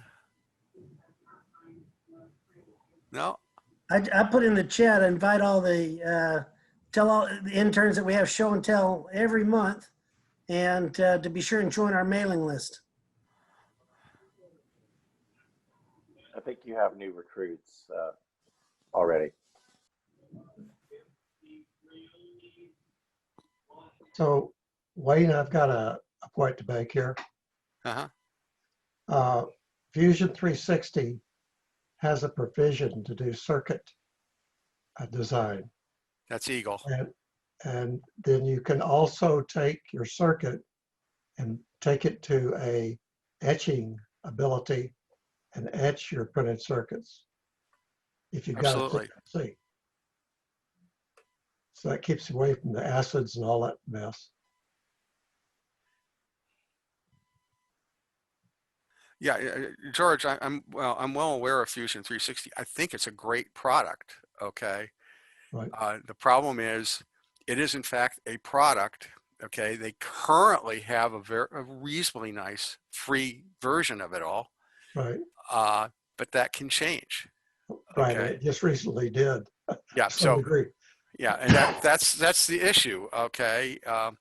You know, when what was the name of that one that Gil used? Does anybody remember what Gil used? I can't remember. You know, they had a free, you know, they gave it away for free, and now it costs $125 a month. You know, right. You know, programmers don't work for free. So you know, if you need to pay for your programmers, you know, you got to charge some money. Well, that was Upverter, Wayne. It was that online thing, Upverter. Upverter, no, that was Upverter. I thought it was that online circuit thing, the Upverter thing. You still get their emails. Yeah. Yeah, it used to be free, but now they charge for it, and it's a lot of money, and yeah, that's not that great a tool. Oh, it was Onshape was the one I was thinking. That was the CAD one.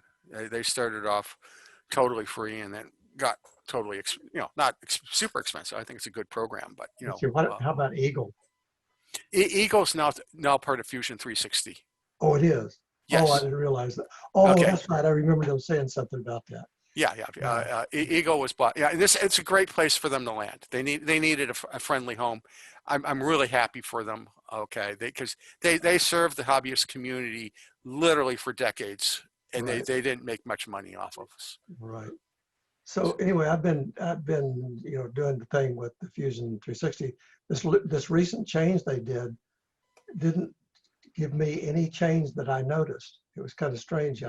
I've been doing some pretty detailed things and all, and they talked about the number of active designs and all that kind of thing. But for my purposes, I've seen no change whatsoever.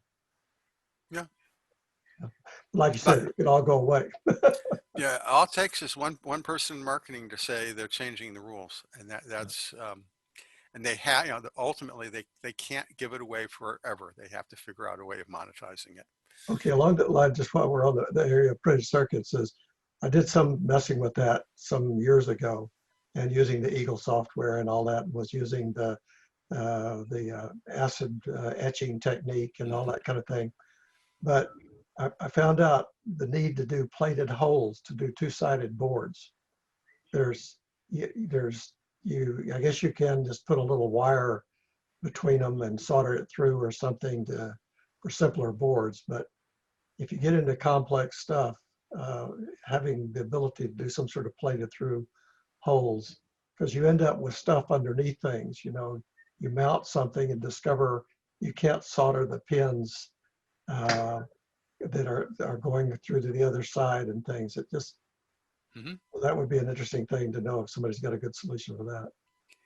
Yeah, most of us are just shipping it off to China. So maybe I ought to learn to do that. Yeah, it's just the easier way to do it, George. Yeah. Okay. Now, when I started, doing boards, I had to ship mine off to Bulgaria, and I had a 6-week turnaround. That's when Bill and I were doing our boards initially, and they cost a lot more. George, if you like it, you can just get them to put the parts on it for you. Yeah, I know. It's great. Fun part. Yeah. Isn't that amazing? Yeah. What does it cost for, just in general, for, let's say, a 3x4 board? Do you have to buy them in quantity or what? Like a 3x4 2-layer is like $2. So the shipping is more expensive than the board? Shipping's $15. You'll have it in like 3 days. Yeah, it's insane. It's insanely good now, folks. That's one of the reasons why I want to get the PCB class going first, because it's just totally different now. Okay, thanks. Yeah. Is that kind of the end of questions? If so, we should probably hand it back to our fearless leader. Well, thank you for presenting, and thank everybody for joining us. I don't think there's anything left at this meeting. I think we'll just leave the Zoom live so people can chit chat amongst themselves, what we used to call random access. There's a SIG, there'll be a SIG on December the 16th. Make your robots festive.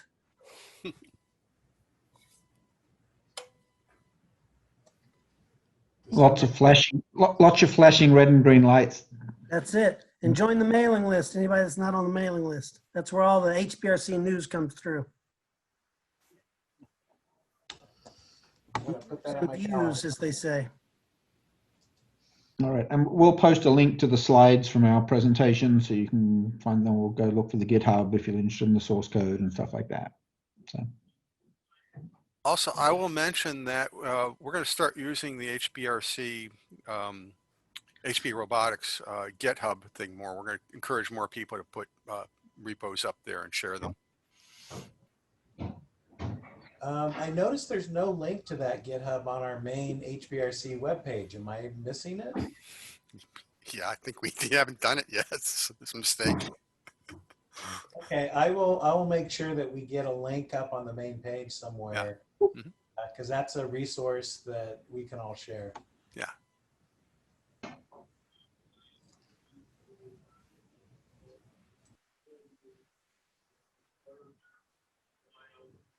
Well, Ralph, thanks for all your time on this project.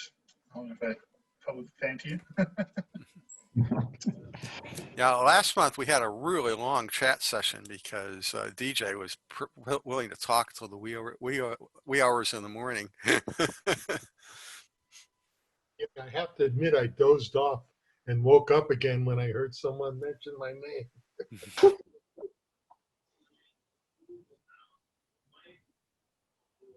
Hey, Bob, you ever get the snow shoveled off your driveway? It finally melted, Ted. Yeah, it was a foot of snow. All of a sudden, woke up a foot of snow, and it's all gone now. It's been nice. I was thinking, yeah, I'll bet you were wishing you still had that tractor. You know, it actually melts faster than you can move it with the tractor. So that doesn't work. So this gives me an excuse to be in my office here and building robots. And I can't believe it's been over 20 years. I know, it's been 20 years, Bob. I think you're what, 50 something? Yeah. I was younger than you when we started. now I'm pretty almost 80 years old. I mean, how did that feel? Yeah, I was really blown away when I was thinking about how here we are, it's 2020. And I think the first HBRC meeting I went to was in 2000. Yeah. Yeah. And I think Tony Pratt-Canis was like 9 years old or 8 or He was I think 10 years old when we first met him. Yeah. Now he's almost as old as us. I mean, I know. I got pictures of him. Yeah. Yeah. I've got pictures of him when he was 9 and 10 years old, and yeah, it's kind of fun to go back and look at those. Him and Shiloh were always beating us in the challenge. Yes. Challenge I saw a meetings. newspaper article. That's funny. Yeah, yeah. Tony, You know, for my 40th birthday, Tony took a Servo magazine article about our asses getting kicked by him and put it in a picture frame, and I have it hanging on my wall in my office. yeah, but do you remember what Tony said? No, So, what did he say? the Servo magazine thing, and said, well, you've got like, Bob and Ted and all these other engineers, and you seem to beat them all. And he says, how does that happen? You're just like, 12 years old. And he said, he thought for a second, and he goes, well, especially Bob and Ted, they have jobs. And he says, I have nothing to do. So all I do is test all day. And they may have a couple hours every weekend. And I thought, wow, that was really nice of Tony to say. Very insightful. Yeah. Saved our ass. The truth of the matter is he kicked our butts. Yeah. There's no insult to our intelligence. And Shiloh. So humble. And Rohan. Yeah, Rohan. Yeah. No, it's all good. It's all good. Rohan's still kicking our asses. He is still kicking our asses. Where is he? Is he here tonight?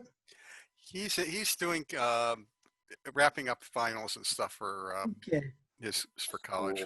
I saw Shiloh on earlier. Yeah. And I saw Anthony. Yeah. Yeah. Mr. Pratt Canis. Or Dr. Pratt Canis, I should say. Cool. Well, I'm going to pack it in. I'll see you guys later. All right, Ted, take care, man. Good seeing you all. Yeah. Thanks. Next time, Ted. Have a good evening. Right. Thank you, everybody. So there's and I posted it in the chat, there's a Ross 2 meetup every Sunday. Folks that are interested can dial in on that. What are the hours? 1:30 Central Time. I did put a link in the chat there. Yeah. Okay. 1:30 Central on 1:30 Central Time on Sundays, and it's headed up by a fellow named Chaz. He's from France, out of Texas. Well, Ken, thanks for hosting. I'm going to drop off. All right, had fun. See you next time. Well, I think I'm going to do the same since, we used to stand outside and talk to the wee hours of the morning. And now that I'm older, it's inside and it's still wee hours of the morning. So I think I'm going to. You're in Nevada. You're in Nevada, aren't you, Bob? Yeah, it's same time zone, but I'm just getting older, So Camp, thanks a lot. Wish your wife the best. And if you need any help with what we talked about, feel free to give me, an email at bob@ologicinc.com. I've got your address. Thank you, Bob. You have a good Okay, evening. take care. Love you, man. Is Okay, Ross? Camp. I'm jumping off too. Thanks, Camp. So thanks, everyone. All right, And, Ralph G. Ralph Gannock. I pronounced the G out of respect. You're muted, Ralph. Muted, Ralph. And Marco Walther, the Robo-Star. How you doing, buddy? Not much right now, but All right, you doing all right, though? yeah. That's good. That's good. It looked like Ralph G's still there. Maybe that's his dial-up line or something. Anyways. Yeah, so this is hanging out on the front porch at Google, right? Yep. What's the weather like? Sorry, I tuned in late here. I looked up and it was 8 o'clock, and I thought the meeting started somewhere around 8. Yeah. But, I've had some things going on in my life, as you saw on Facebook there, but yeah, still trying to make progress on the robot. I've started redoing O, which is now P, and I'm starting with ROS 2. So I made a bunch of forward progress and got sort of blocked, and so I've gone back and started again, got the URDF going and RViz, trying to get it all to run in simulation this time and not worry about running around smashing into furniture. So, You are the Renaissance man, Michael. you know, designing in Gazebo is just a huge pain in the ass. I don't know why anyone hasn't solved this problem. Have you looked at the XML that designer generates, and you supposedly can't edit it once you've designed a world? So, you know, I'm trying to actually edit the XML, and God, it's incomprehensible. I ran into that problem when I was doing simulations, and I switched from Gazebo to VREP, and it's 20 times easier to figure stuff out. Oh, yeah? Unfortunately, Gazebo is like the de facto integrates with ROS, but you might want to give VREP a try. I was able to get my robot UDF file built and start writing simulations for it within less than 2 hours of knowing VREP's existence. So it's very intuitive, very easy to use, very easy to write simulation code, and very easy to design your physical robot. Is it easy to plug in Intel RealSense emulation and LiDAR emulation? It has a large library. I don't know what specific hardware libraries it has. You have to look at that, but it does have all the standard ping sensors, LiDARs. It doesn't emulate any CPUs. You're running the simulations on your own local desktop. So I'm not sure how that would work. Is that VREP ending in Papa or VREF ending in Fox? Papa. Okay. As a matter of fact, I think I showed off a VREP simulation of my humanoid robot learning how to walk. And I think I showed a video to this group a few years ago. That was all done in VREP. Okay. Yeah, I looked into it maybe 3-4 years ago, and you know, just went with the easy button on Gazebo, but I've never been very good at Gazebo, so I'm not committed to it. Yeah, no, I struggled with Gazebo from day one, and I just never was able to wrap my noodle around it. Yeah. Yeah, and I really don't want to get into all that crap about you know, physics simulation down to the molecular level. You know, I really don't want to try to figure out what my moments of inertia are on every piece of you know, thing I have. Yeah, I don't remember having to do that. I think VREP just had some natural, easy defaults, and you can override like I remember there was a place that I could put the weights of each of the joints and the weights of the motors, but its defaults worked great. It's kind of like the, what is that? A big array you have to supply for ROS for, what am I thinking of?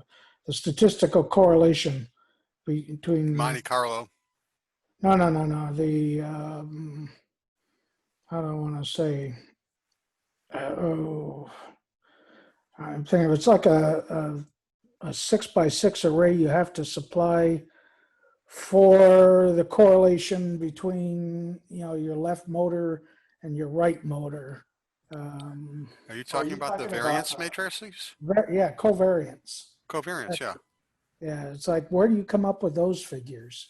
And people say, well, you put them on, you know, a turntable and make measurements and all that. And, well, yeah, where's the instructions?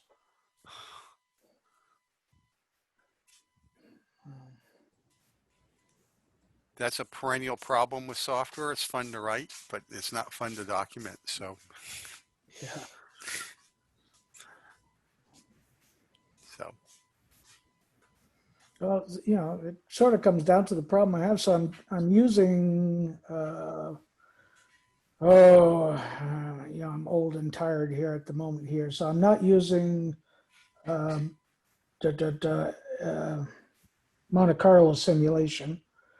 I'm using, maybe can't remember the package I was using.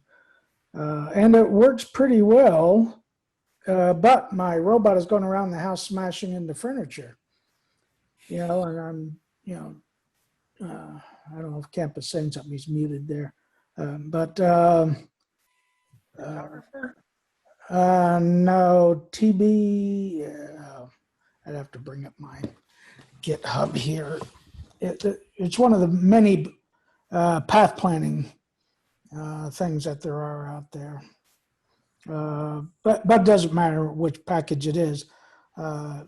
So when I run my robot, even though I'm running frame rates on the sensors on order of 15 to 30 frames a second, the robot will, I'm sitting here watching all this on Arviz, and the robot's coming along and it sees that there's a chair ahead of it and it plots a path around it, and the robot just merrily runs into the chair. It's like, what the hell is going on, man? I'm capturing all this stuff in the bags there, Ross bag format. And then I'm trying to figure out how to run all that stuff back through in simulation again. But it's a hard problem. Mm-hmm. And so I need to get the simulator going. But for the simulator to work, I need to get, D35, camera D435 simulators and, the LiDAR simulator and things like that. To be honest, I'm pretty happy that these are the kinds of problems we're having. Okay, You mean beyond the problems of running around a table and trying not to fall? I'm we got really lucky that Willow Garage open sourced all their code. Oh, okay. yes. It's certainly a far from perfect product suite, but we could have gone the Microsoft route where everything went proprietary early on in the printed, in the PC space, and we got lucky. The code's mostly out there. It's open source. Some of it's good, some of it's not less good, but at least it's there. You can read the code. Yeah, but SLAM. There's lots of different ways to do it. So they can almost remember the package I'm using. So the normal SLAM algorithms use particle. It's Monte Carlo simulation, yeah. Yeah, well, this one I'm using is a graph-based simulator. I wrote my own SLAM thing from the ground zero because none of the code was open. I had to write it all. So, and then so if you go and try to figure out how to configure these 60 parameters, and there literally are 60 parameters, and there's some people have made some. How do you tune AMCL or something like that? But of the 60 parameters, these articles come down and say, well, there's on order of 12 that you should futz with. And the other ones, the default values are just fine, but everything is cross-coupled. So it's, it's like poking a balloon. You push one parameter here and something else breaks. Hey folks, Pedro's asking a question about DDS and asking if it's heavy for embedded systems. I've got a basic question that's this. Where ROS 1 used a proprietary protocol, is DDS the just de facto standard protocol for ROS 2? Does anybody know? Yes. Is that affirmative? I believe it is. I'm forgetting which one is DDS the protocol or the product? DDS came from, what is it? Oh, I can't remember the name. The people who did Corba. I understood it to be the protocol that the publisher subscribed. It's the publish and subscribe versus the proprietary protocol that was ROS 1. Yeah. And so, go ahead. Yeah, the DDS is a protocol, and there are multiple implementations of it.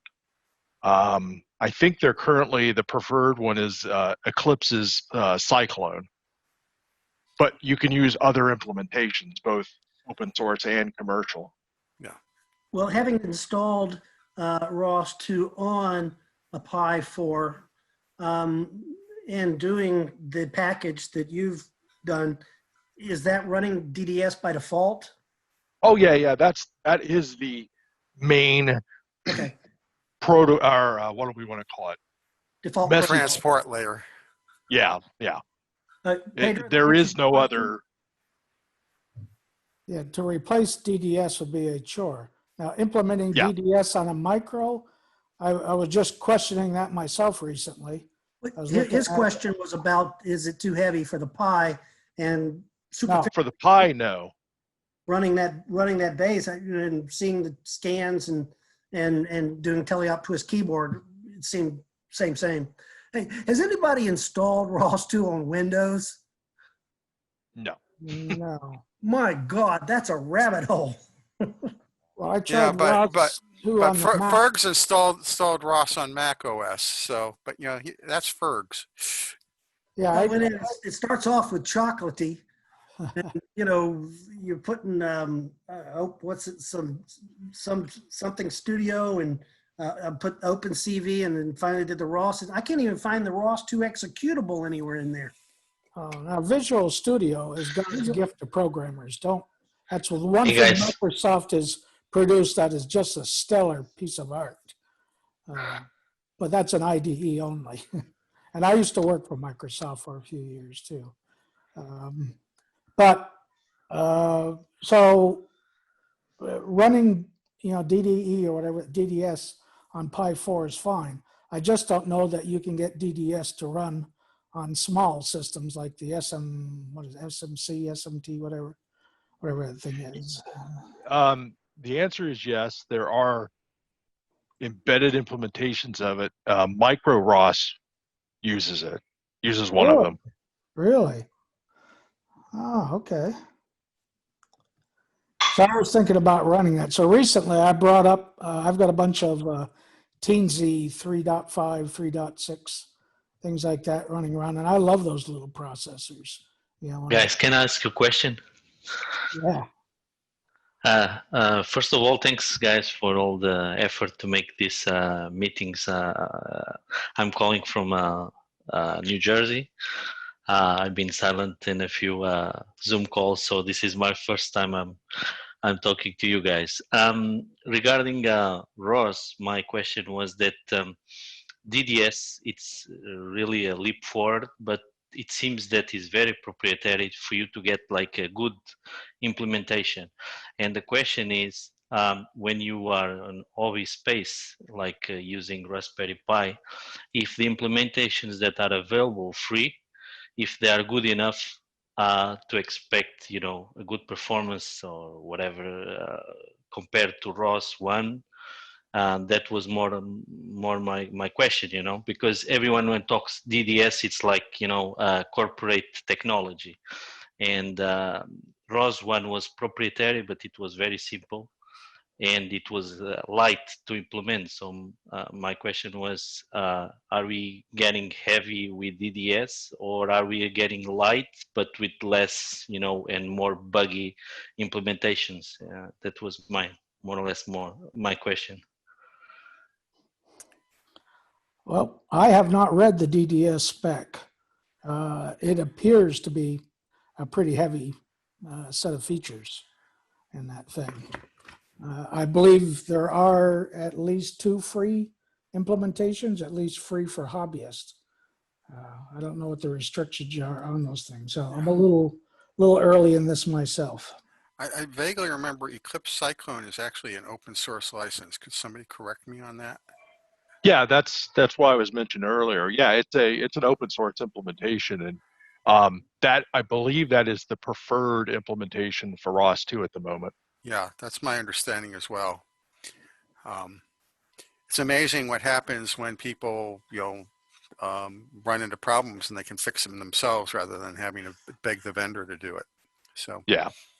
But on the flip side, when you run into problems, you almost have to fix them yourself too, which means it's yet one more, thing that you need to learn. that's kind of what robotics is. It's learning one thing after another. Yeah, it's nice if you can just sit there and use something and it just works. Yeah. But boy, the learning curve on ROS 1 was steep. Okay, Yep. and but we did it because we got some value out of it. And I'm not hearing quite as much pain on ROS 2 yet, but maybe I'm wrong. I haven't actually started drinking the Kool-Aid yet because I've been doing something else. Yeah, for what I've been doing, I haven't had any issues. It just works. Mm-hmm. So I went down a different path on ROS. It was when I read the ROS control, GitHub stuff, and looked at the documentation. I thought this is just wonderful. In theory, you can write 50 to 200 lines of code to convert signals to your motors into something that'll actually drive the motors. It has to derive from the robot hardware class. But once you do that, once you've written that 50, 100, 200 lines of code, everything else just happens for you by magic. And I was actually going to write a book on how to bring up a robot using ROS control. Well, ROS control, as far as I know, is still not quite there for ROS 2, although it might come out tomorrow or something like that. And I just sort of barely understand how to use it well. So I'm hoping again that we're back in ROS 2 to a situation where someone just needs to tell you, how do you write a robot hardware subclass to run your motors, and then you're done. You don't have to write code. Now you just need to configure code. Mm-hmm. Yeah, I don't know if you attended the last month's meeting, but that was kind of the focus of my questions for DJ was, where was the documentation? Because everybody loves writing the code to implement this stuff, but nobody likes documenting it. Yeah. And he gave me an out of the ballpark answer, which is saying they try to really document the stuff, but it's never perfect. So for me, it's just having somebody say these are all the dials and knobs you can twist, and some discussion about what they are is a huge step forward. Yeah, if you've looked at AMC in particular. Oh yeah, I mean, just insanely complex. Yeah. But as the email I was writing this week about what the hell was I talking about? Oh, the handling twist in your command val messages. Even the teleop twist keyboard. If you're a beginner, I haven't been into this so long that I don't remember the pains of trying to learn ROS. Mm-hmm. When you're trying to learn ROS and you see the inconsistency in the way things are documented and the assumptions people have when they put these packages out that, I don't need to tell you that teleop keyboard or twist keyboard, whatever, is going to publish a topic called command val. Why should I tell you that? You should just know that that's what happens. Or everybody else tells you, what topics are subscribed and what topics are published. But this guy decided not to. Mm-hmm. So, and then you as a beginner, you get lost into, well, is that an assumption everywhere? Well, no, it's not an assumption everywhere. It's just an assumption most places. Again, cup half full, cup half empty. Some of us are remembering what it was like, 20 years ago, and robots in the club. Okay, Well, this is go on. Navigation, the ability to navigate. Prior to ROS, you never saw navigation, right, Wayne? You folks never saw my navigating robot, okay? So, I mean, the answer is I saw one, but nobody else saw it because I could never bring it into the club.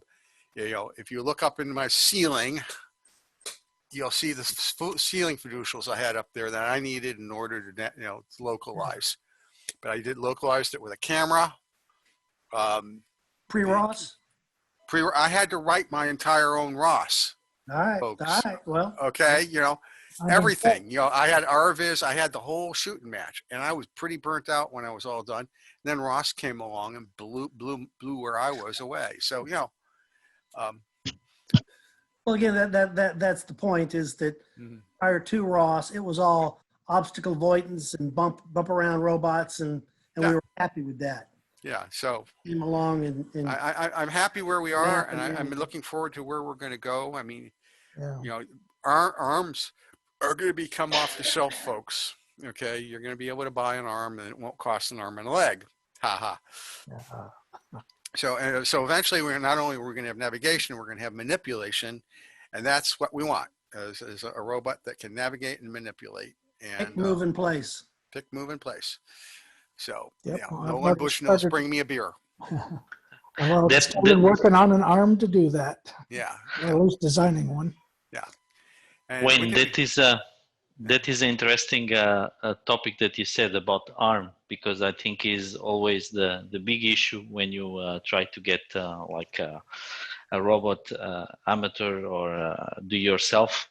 I don't think it's easy to find an affordable ARM. So when you say that we are easy to get one, what do you mean?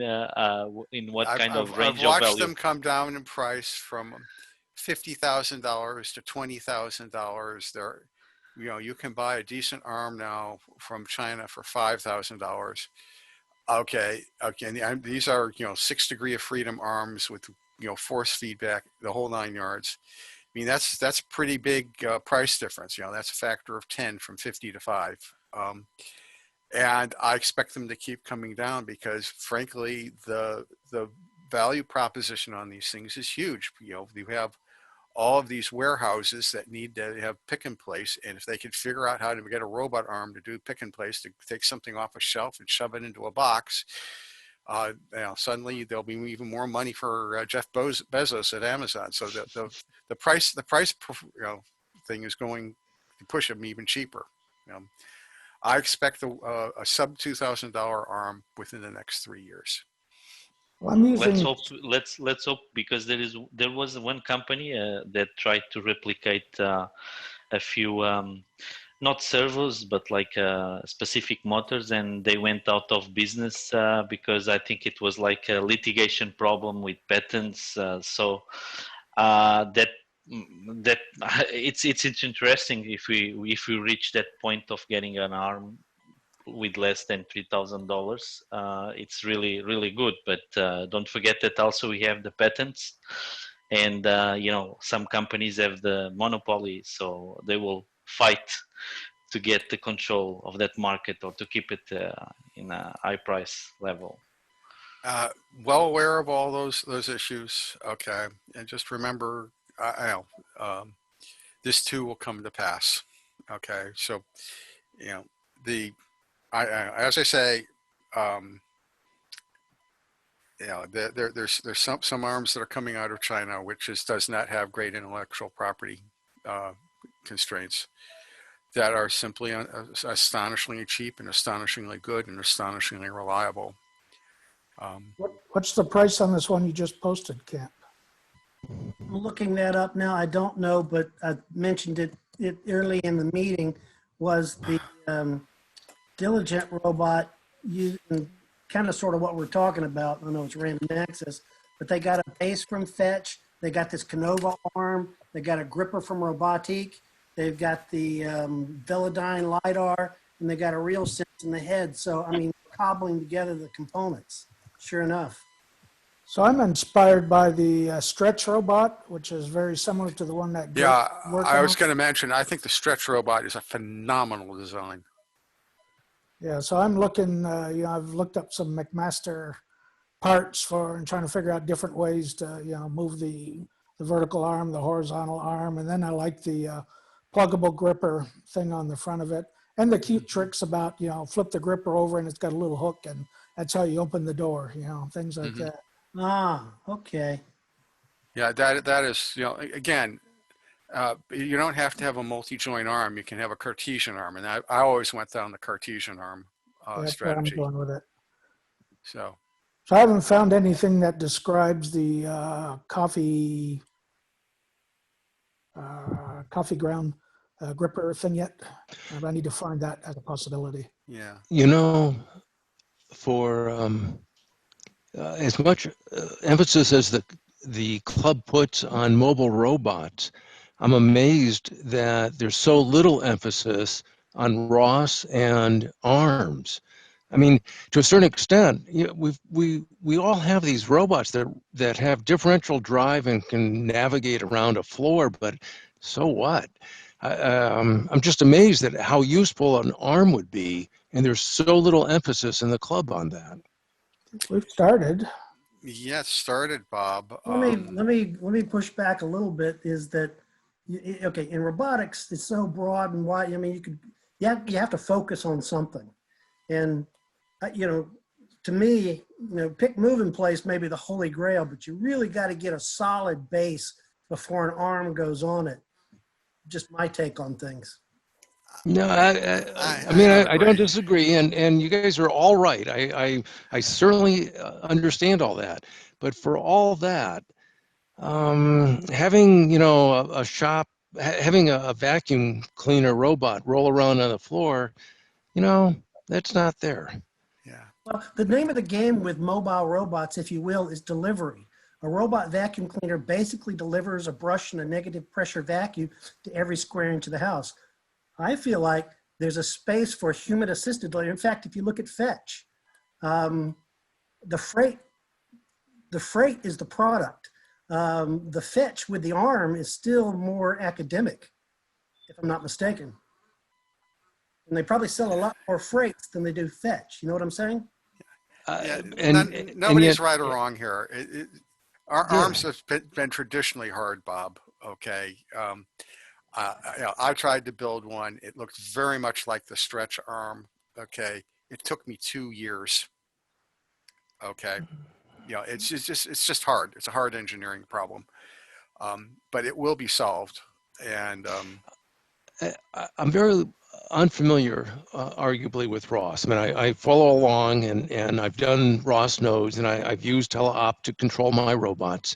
I mean, I've gone that far.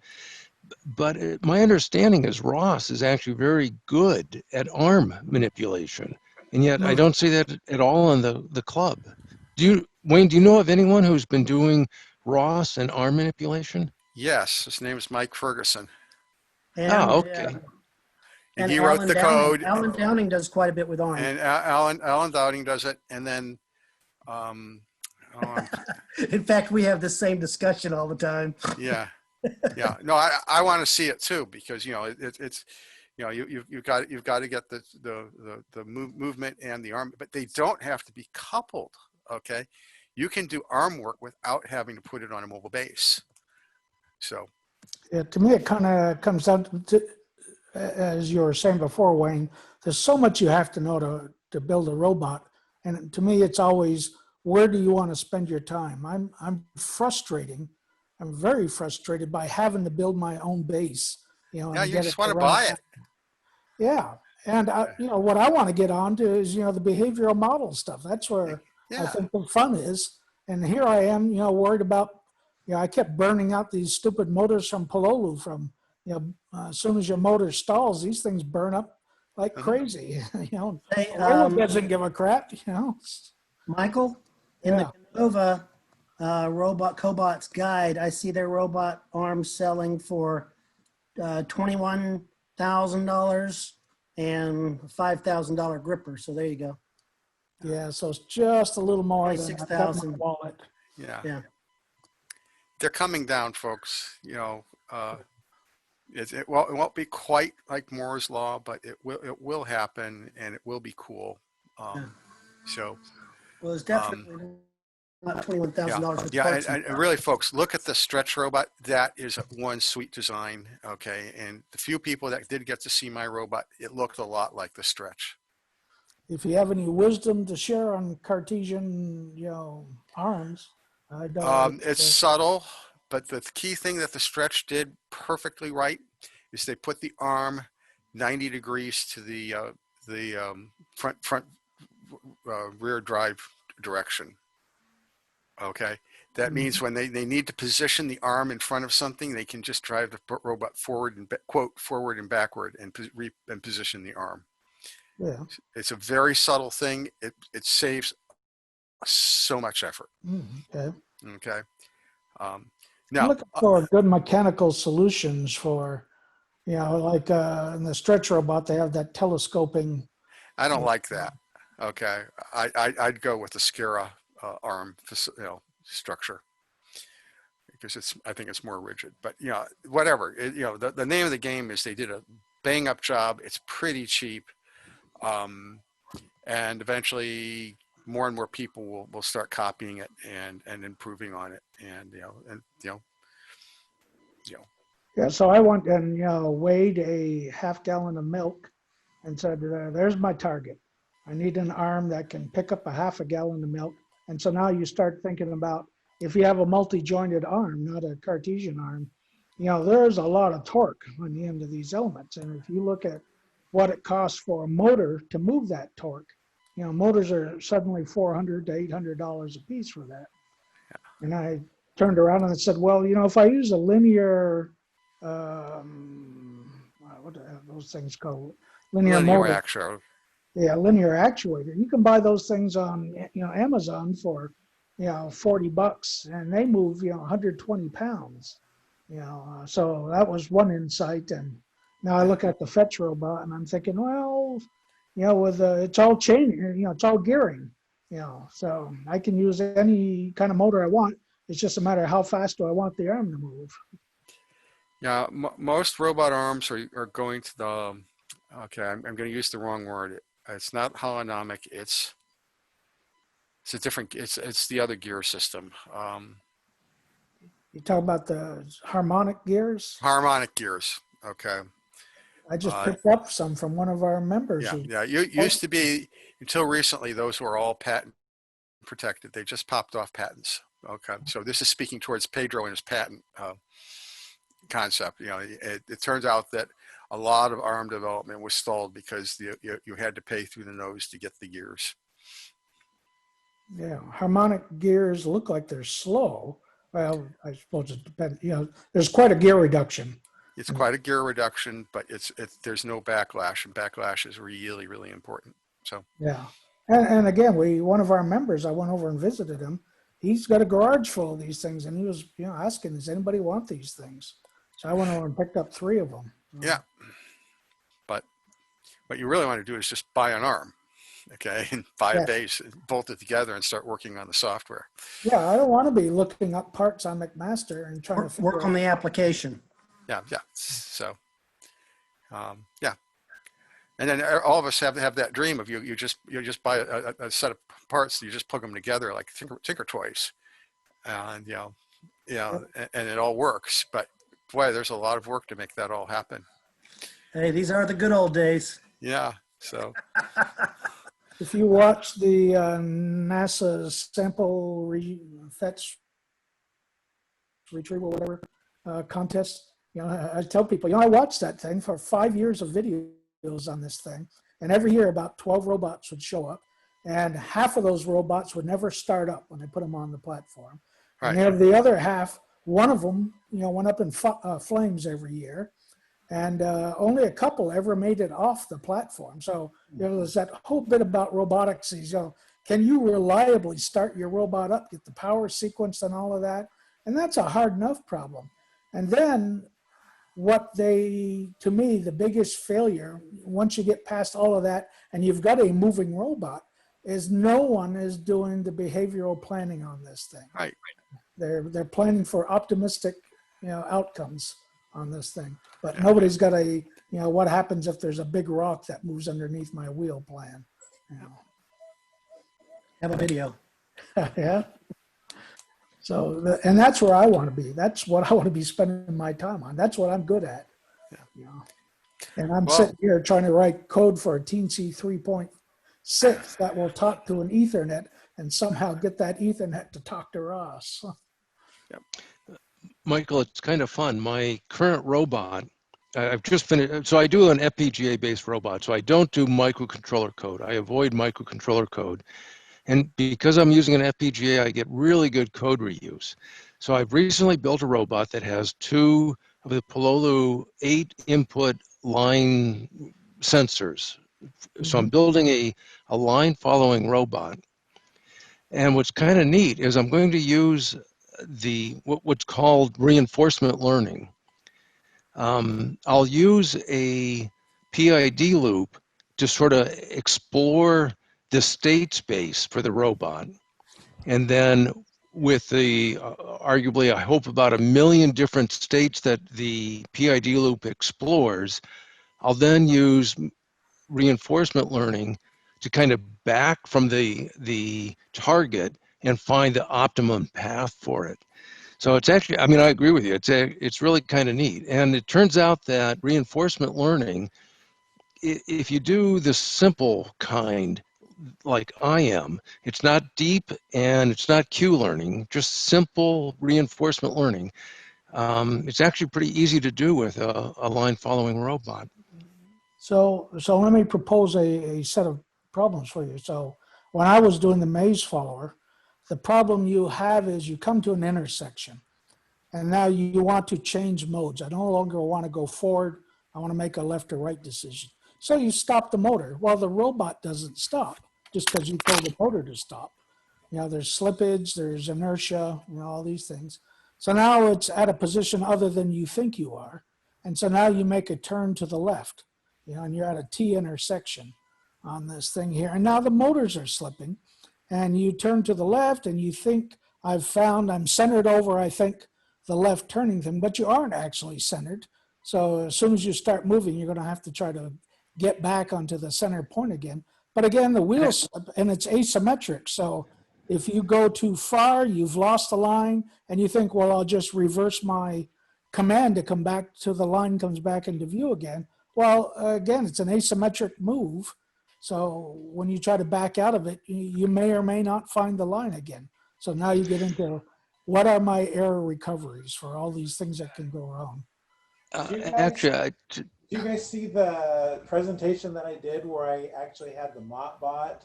I can turn the video off, honey. Learning to learn the tabletop I can turn the video off. Say again, Chris? Because that will solve that problem. I demonstrated my little robot that learned how to do the tabletop challenge, but you could have it do the maze challenge or any other challenge as well, and it would automatically learn how to compensate for the fact that the left wheel and the right wheel would go different distances when you gave them the same command. Actually, Chris, that's kind of exciting to me because I've just finished the robot like yesterday. And when I give them the motor's the same power, it has a really hard drift to the right. So, you know, as I explore things with the PID loop, I know there's going to have to be an I term to correct for that. And when it comes to the maze, this is a question, by the way. I'll say it as a statement, but it's actually a question. What I had planned to do was to have different modes of operation. So there is one reinforcement learning, they're called Markov decision processes. There's one MDP that looks at all of the inputs and says, I'm at a T and I want to go left. So I'll switch states. And now I'm in the turn left state. And in the turn left state, there's a different Markov decision process that says, I'm turning left, here's my state, I need to keep going. And so there'd be two Markov decision processes. One that kind of identifies the route, you know, what's going on in the route without solving the maze. This is just identifying a T left, T right, or T top. And then another one that says, here's how to make a left at a T left. Yeah, you kind of got sub goals on this thing. Yeah. So do you guys have any, I mean, this is kind of my plan. I'm a complete neophyte. I know nothing. This is where I am. What do you guys think? How should I proceed? Well, you're on the right track. You know, my software patents are in goal-directed problem solving. And what you do is you decompose a problem into sub-goals, and those things are, you know, decomposed into sub-goals. And, you know, you build a tree of sort of decisions. And, you know, so when you come to your T, you go down another depth in the tree to execute the I need to turn left sub-goal on this thing. And the I need to turn left sub-goal has a bunch of parts to it. And there's usually, in the way that I've solved in these past, there's usually things like a blackboard, which is a place where people write knowledge about what they think is happening.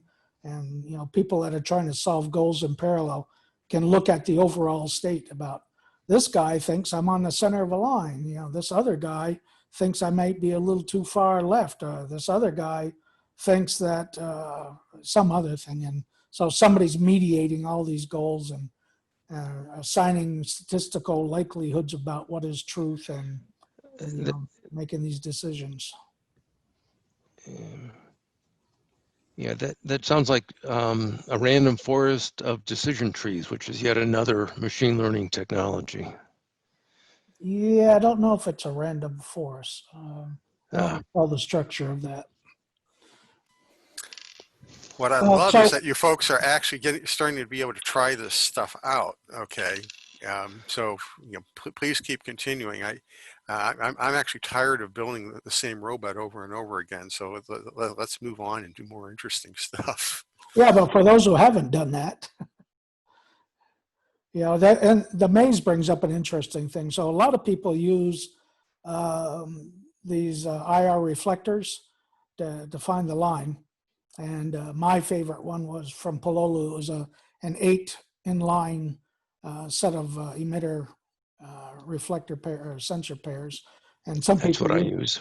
Yeah, and some other people have been using discrete. So Ralph Hips uses like 4 sensors, and they're way out on arms and things like that. So the problem we came across was the intersection, you know, when they put the board down, you know, it's these floor tiles, and the intersection of those floor tiles, depending upon the angle of the studio lighting, you know, can look like a black or a white surface on there. And you find that these little sensors, because they are integrating very tiny areas of light, consider those, you know, segments, the borders between the tiles to be, you know, tape. You know, and so again, you've got another thing about, do I really believe that I'm over a black line? And so what do you do about that? So it's another one of these sub-goal things. Michael, along those lines, that's exactly one of the things I'm worried about. I've got 2 of these 8 input sensors, so that is 2 to the 16th possible states. And for the most part, you think of, okay, I'm over a line, so there's going to be white and then black and then white. But what happens when you have kind of like just, you know, you're coming up to a T-top, and some of the sensors capture the T-top and some don't. So you've got 8 inputs, and they're all over the place. Yes, so and that's exactly what will happen. It's an unreliable sensor. Well, so you know, how do you mitigate that? And to what extent can machine learning, and in my case, I'm going to use reinforcement learning. You know, how do I mitigate that? Anyway, those are the kinds of problems I'm looking at. Well, the problem's actually harder than you think, because it's not just 2 to the 16. It's 2 to the 16 to the nth power, where n is the number of times stamps that you've got, because you don't want to just know where am I right now. You want to know what have I gotten to, and you need to know the last previous 4 states, for example. Actually, arguably, that's one of the nice things about reinforcement learning is a Markov decision process, a Markov chain it has no memory. And so, you know, again, I'm a student of this shit. I don't know. But what I wanted to do was I'll have the 2 sensors, and then I've got quadrature decoders, and I was going to take the sum of the quadrature decoders to say that's my forward momentum, and the difference of the quadrature decoders and say that's my angular momentum, and that defines my state. It doesn't matter how I got there. Here's my line sensor. Here's my forward momentum. Here's my angular momentum. Here's the power to my wheels. That's my state. And now I don't know. That's kind of my plan. I don't know. The wheels are not sticky to the floor. So but that's the thing about Markov. It's all probabilistic. So you're in a given state, and you want to get to some other state, so you change the power to the wheels.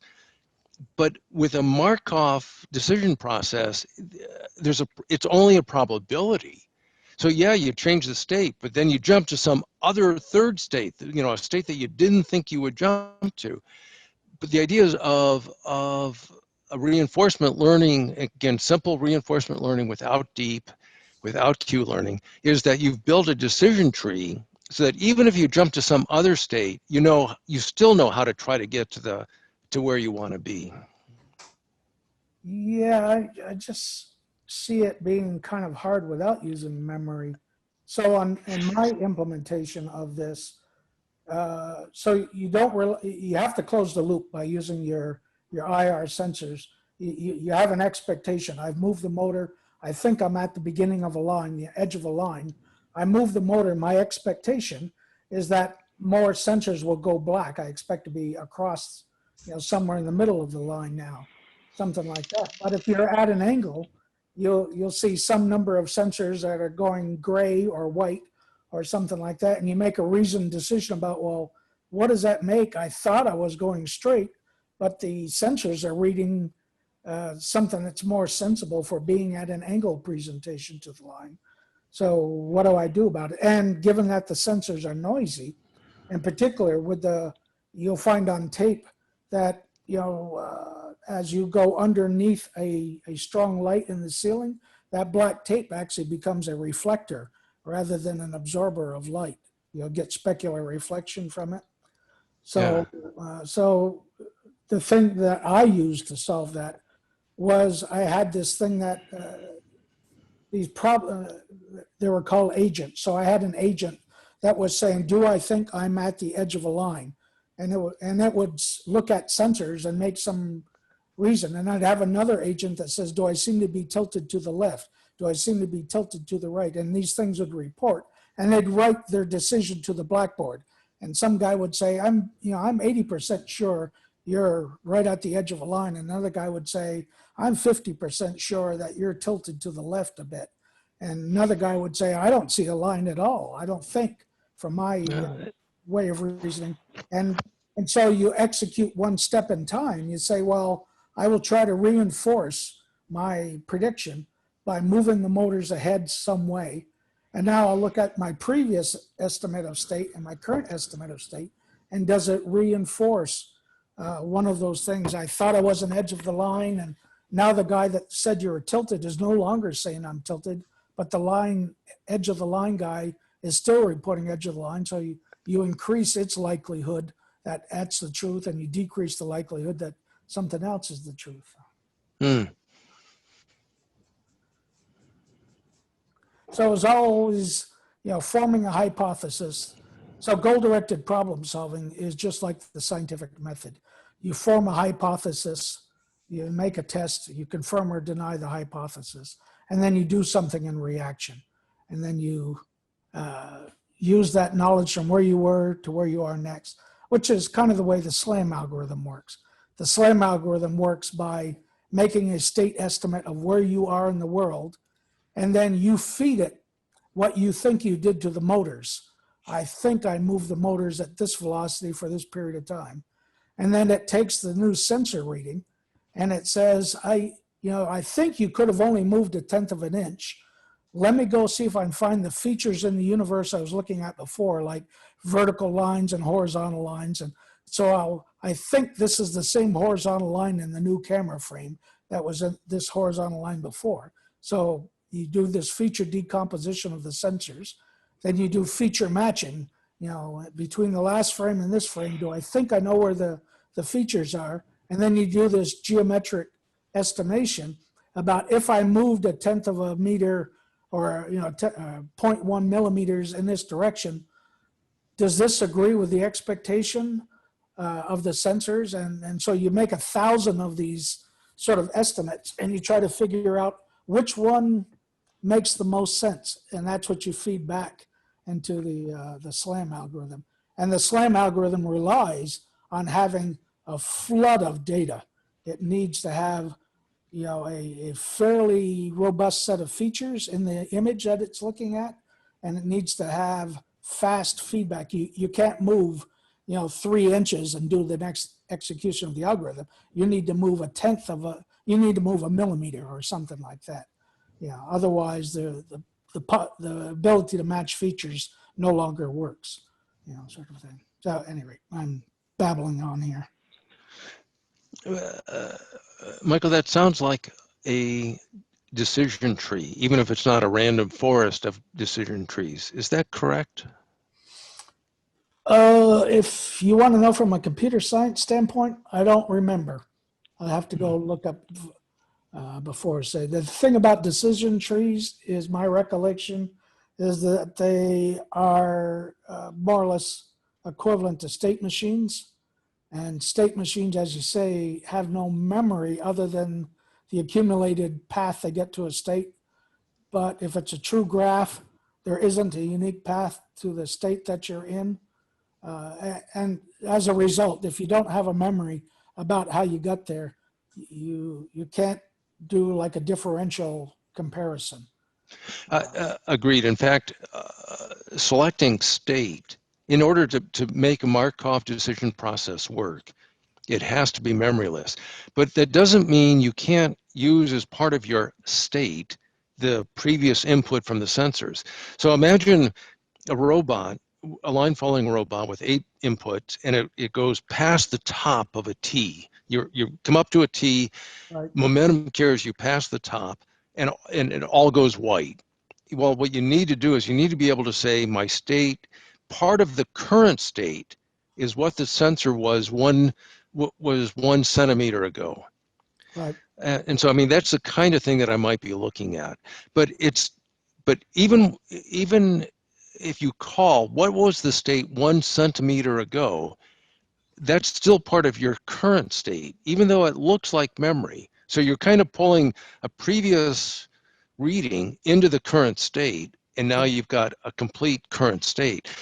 And I've got to say, trying to figure out a Markov decision process where it is memoryless, even if it looks back a sensor reading ago, that's really a big part of the problem I'm trying to solve. Yeah, if you build a tree instead of a graph, if you have a huge tree, that tree, the previous state transition to the current state could embed the knowledge of the memory. But if you use a graph where there's multiple ways to get to a state, it has less implication about what was the previous state. Whereas if you have a big, huge tree, that unique node that you're on in the tree could be a representation of all the memory that led to getting to that state. You understand what I'm saying? Yeah. One of the confusion is nomenclature. So your state can include multiple sensor raw data readings. So you want to separate your state from your sensor readings. Right. That's exactly right, Chris. State is everything. So state includes the current quadrature readings. And again, in order to make it simple for my software, I'm going to use the average of the two for forward momentum, the difference of the two for angular momentum, and then power on the motors, and then what the actual readings are. That's the whole state. The state is going to wind up, in my system, is going to wind up being, on the order of 25 or 30 bits. Part of what I want to do in my software is be able to build essentially a table lookup so that I can take that 2 to the 30 bits, 2 to the 30 states, and kind of map it into something that I can run on a line following robot. Yeah, that's certainly doable. I mean, that's less than what? That's a quarter gigabyte? Yeah. So. Well, I think 30 would be what, a gigabyte, and I've got a Raspberry Pi Zero, and I expect to have much less state, than the raw number of bits. So, but again, that's one of those things I'll find out. I don't know the answer to that yet. So this is isomorphic to the problem the way search engines work. So I used to work at Alta Vista search engines, and search engines are basically just polynomial solvers. And someone has a bunch of features on a page, like the list of words, the list of word pairs, whether or not the word is within a bold tag, whether or not the word is part of the title of the page, and all these things.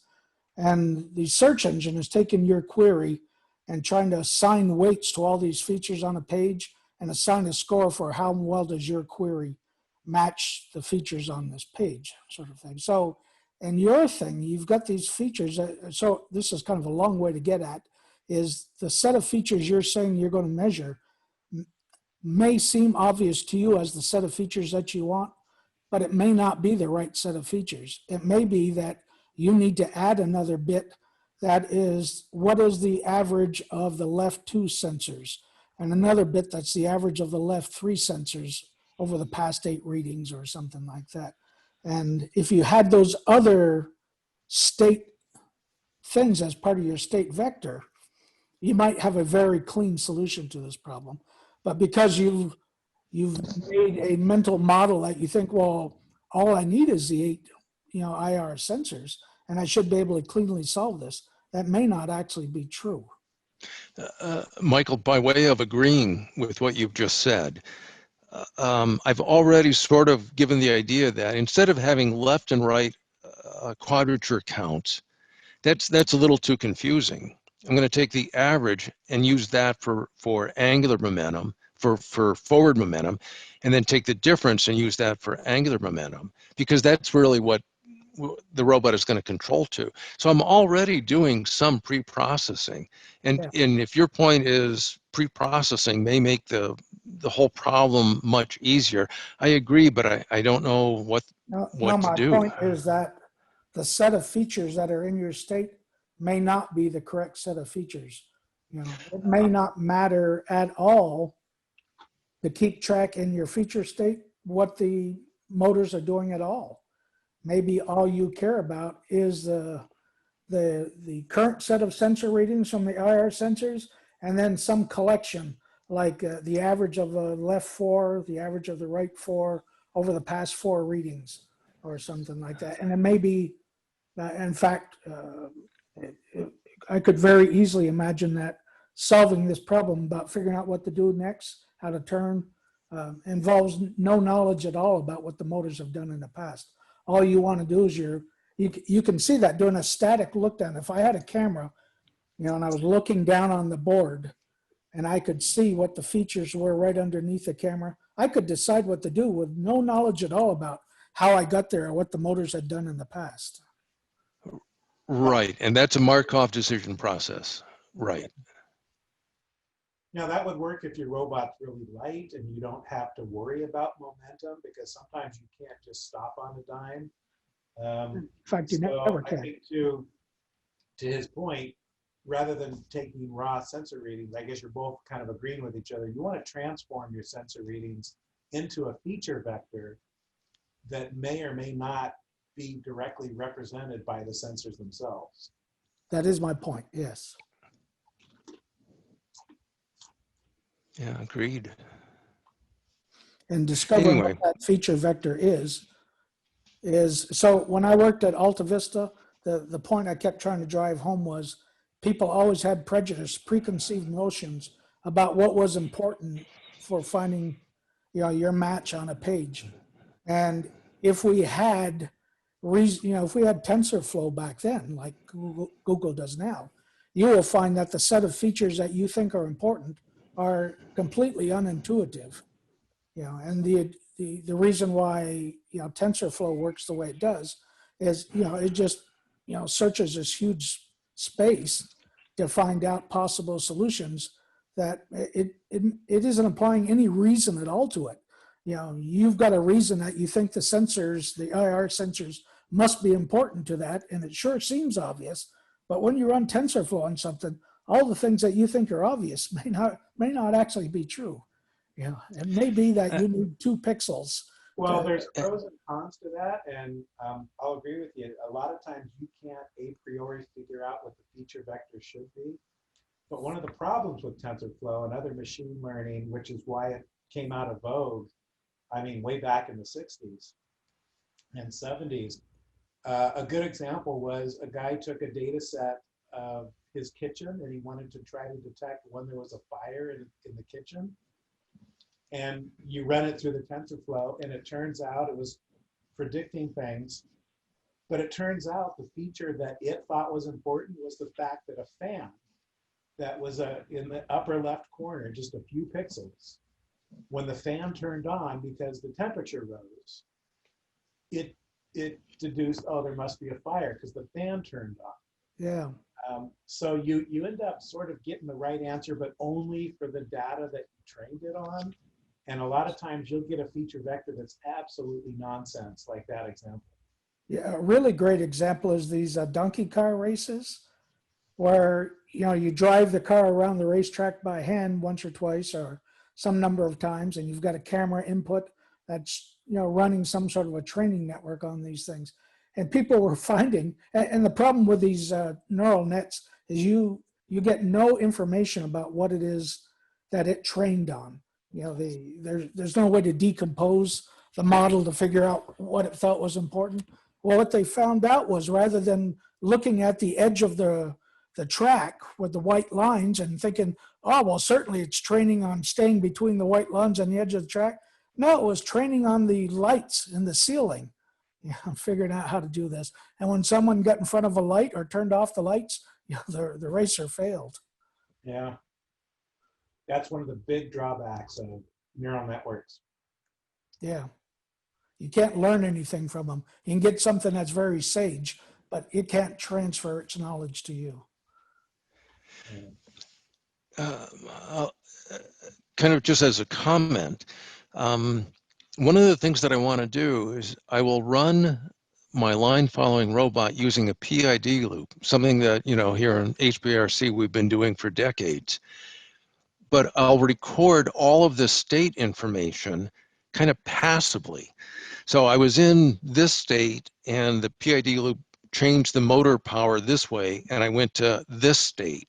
Well, all of those states and all the transitions, I hope to collect several million samples of what a PID loop did in the same circumstance.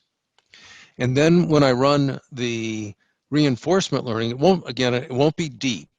There'll be no neural net, but it's still a machine learning kind of thing. It's going to look at all those states and say, okay, you want to get around the loop as fast as possible. So let's look at the end state, and I'll kind of back up through this million set of samples. And for every sample, what was the shortest path probabilistically, because again, it's all probabilistic, but probabilistically, what was the shortest path from this state to the end state? And that's kind of how the reinforcement learning works. And that's, again, I've never done this before, so that's kind of where I am. Yeah, I think it's a good start. Almost identical when I was doing the drone racing challenge. So the DRC, which was put on by Lockheed, and it was all in a simulator, of course, but we actually did the same thing with really good results. All you had was the 4 controls of your throttle, pitch, yaw, and roll, like you would on an RC quadcopter. And then you had no way to know, if I give it this much throttle, how much elevation am I going to get, or how much extra momentum am I going to get. So you had to learn that first, just by basically, I'm going to randomize my inputs to the 4 controls, see what the result is, and do a statistical probability, and then to race as fast as you can. It's basically, how could I have tweaked my controls to have cut this corner faster? Chris, did you use any mathematical underpinnings like neural nets or deep reinforcement learning or Q learning, or was there any underpinnings to what you did? Partially, yes. The biggest underpinning was trying to find the gate. So we had an image, and we had to find the rectangle of the actual gate that we had to fly the quadcopter through. And we actually used YOLO for that. So we had a lot of test data, and we just handed it over to YOLO and let YOLO learn where the corners were. So then when we would, in the real runs, we would give it the image that we got from the quadcopter, use the model that we got back from YOLO, and it would return the coordinates in image space of what the 4 corners were. Then we post-process that. Given those four corners, it's usually trapezoidal, but could be a skewed quadrilateral. We would pre-calculate where is my position and angle relative to this known sized rectangle. So now that we know our relative position to the gate, and we know we want to fly through the center of it, then that's when we use the data. What inputs to our four inputs to our controller do we do so that we modify our current, we had velocity in 3D and our rotation in 3D. And where do we need to be? What inputs do we need to get there?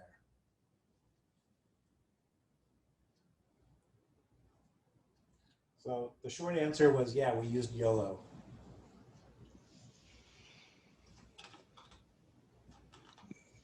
Yeah, thanks.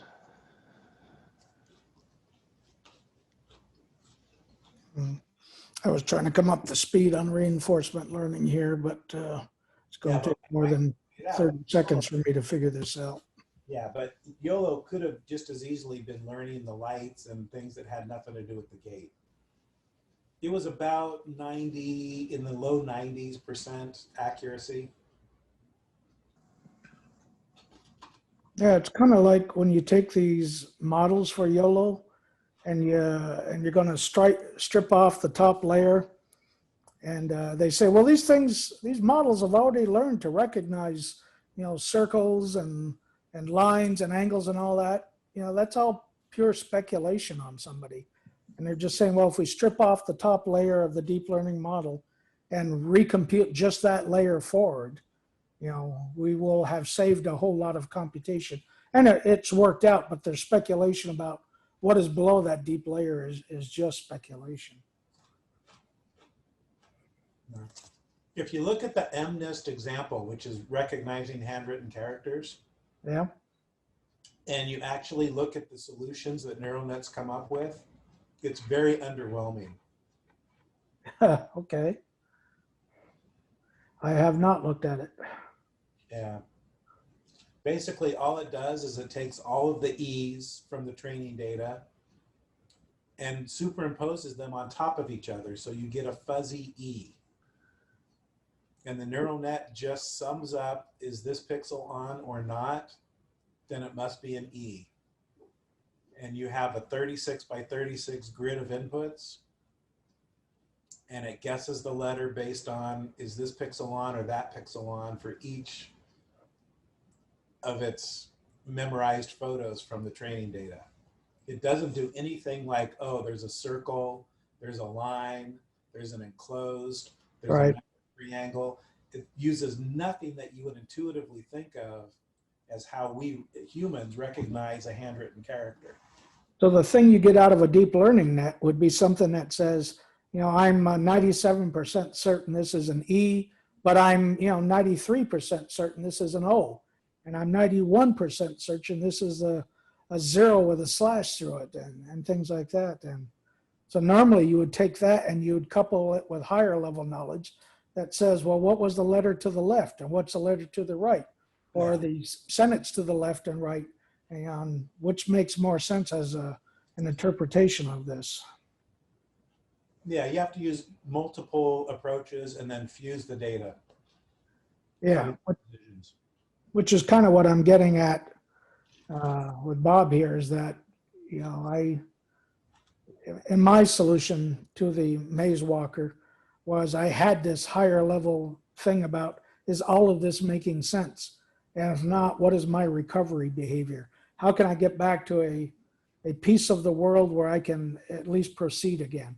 In particular, when you're making these left turns on a T intersection, with slippery wheels and motors not stopping, or the robot not stopping when you turn the motors off because you're not hard braking these things, eventually you fall off the line. All of a sudden you are on a line and now there isn't a line. So how do you get back to where there is a line again? And then the other code problem about I'm running along and I find these cracks in the tiles and I think that's a line, but you know, why do you think it's a line? And my thing, I always had this thing about said, well, if you think it's a line, keep going, you know, and the line must be at least such and such a width to be considered a line. And then you had to consider about, well, what if you're actually attacking the line from all these different angles? And you have to think about all the angles that robot could cross a single line or a junction and all that. And how can you make sense after you travel for a short bit of time about what is probably below the sensors? Because what you thought was there, you find is no longer a reasonable assumption. You've done something, you've slipped the robot far enough that everything you thought was going on no longer makes sense. So now what is your recovery behavior to get back to a state where things make some sort of sense? Interesting stuff for sure. Yeah. Yeah, it all works fine. And if you've watched people do the maze demos at our thing, you know, as Camp will tell you, 9 times out of 10, they fail. You know? I was just thinking that's the point where you hand it over to the robot babysitter. And they usually go back and they say, oh, one of the wires is probably loose or the battery's low, or I'll just try it again. And you know, always be suspicious of power. Yeah. You do know times it works, and then you think, well, you know, my algorithm was right all along. There was something else that, you know, some little quirk. And what really happened was you just don't have enough state space that you're considering, and you don't have recovery behaviors.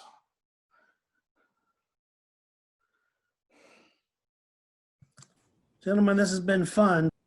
Yeah. Head out. I have a tendency to talk a lot if you give me a chance. No, this is like the best part of the meeting, actually. Yeah. I'm going to run here too.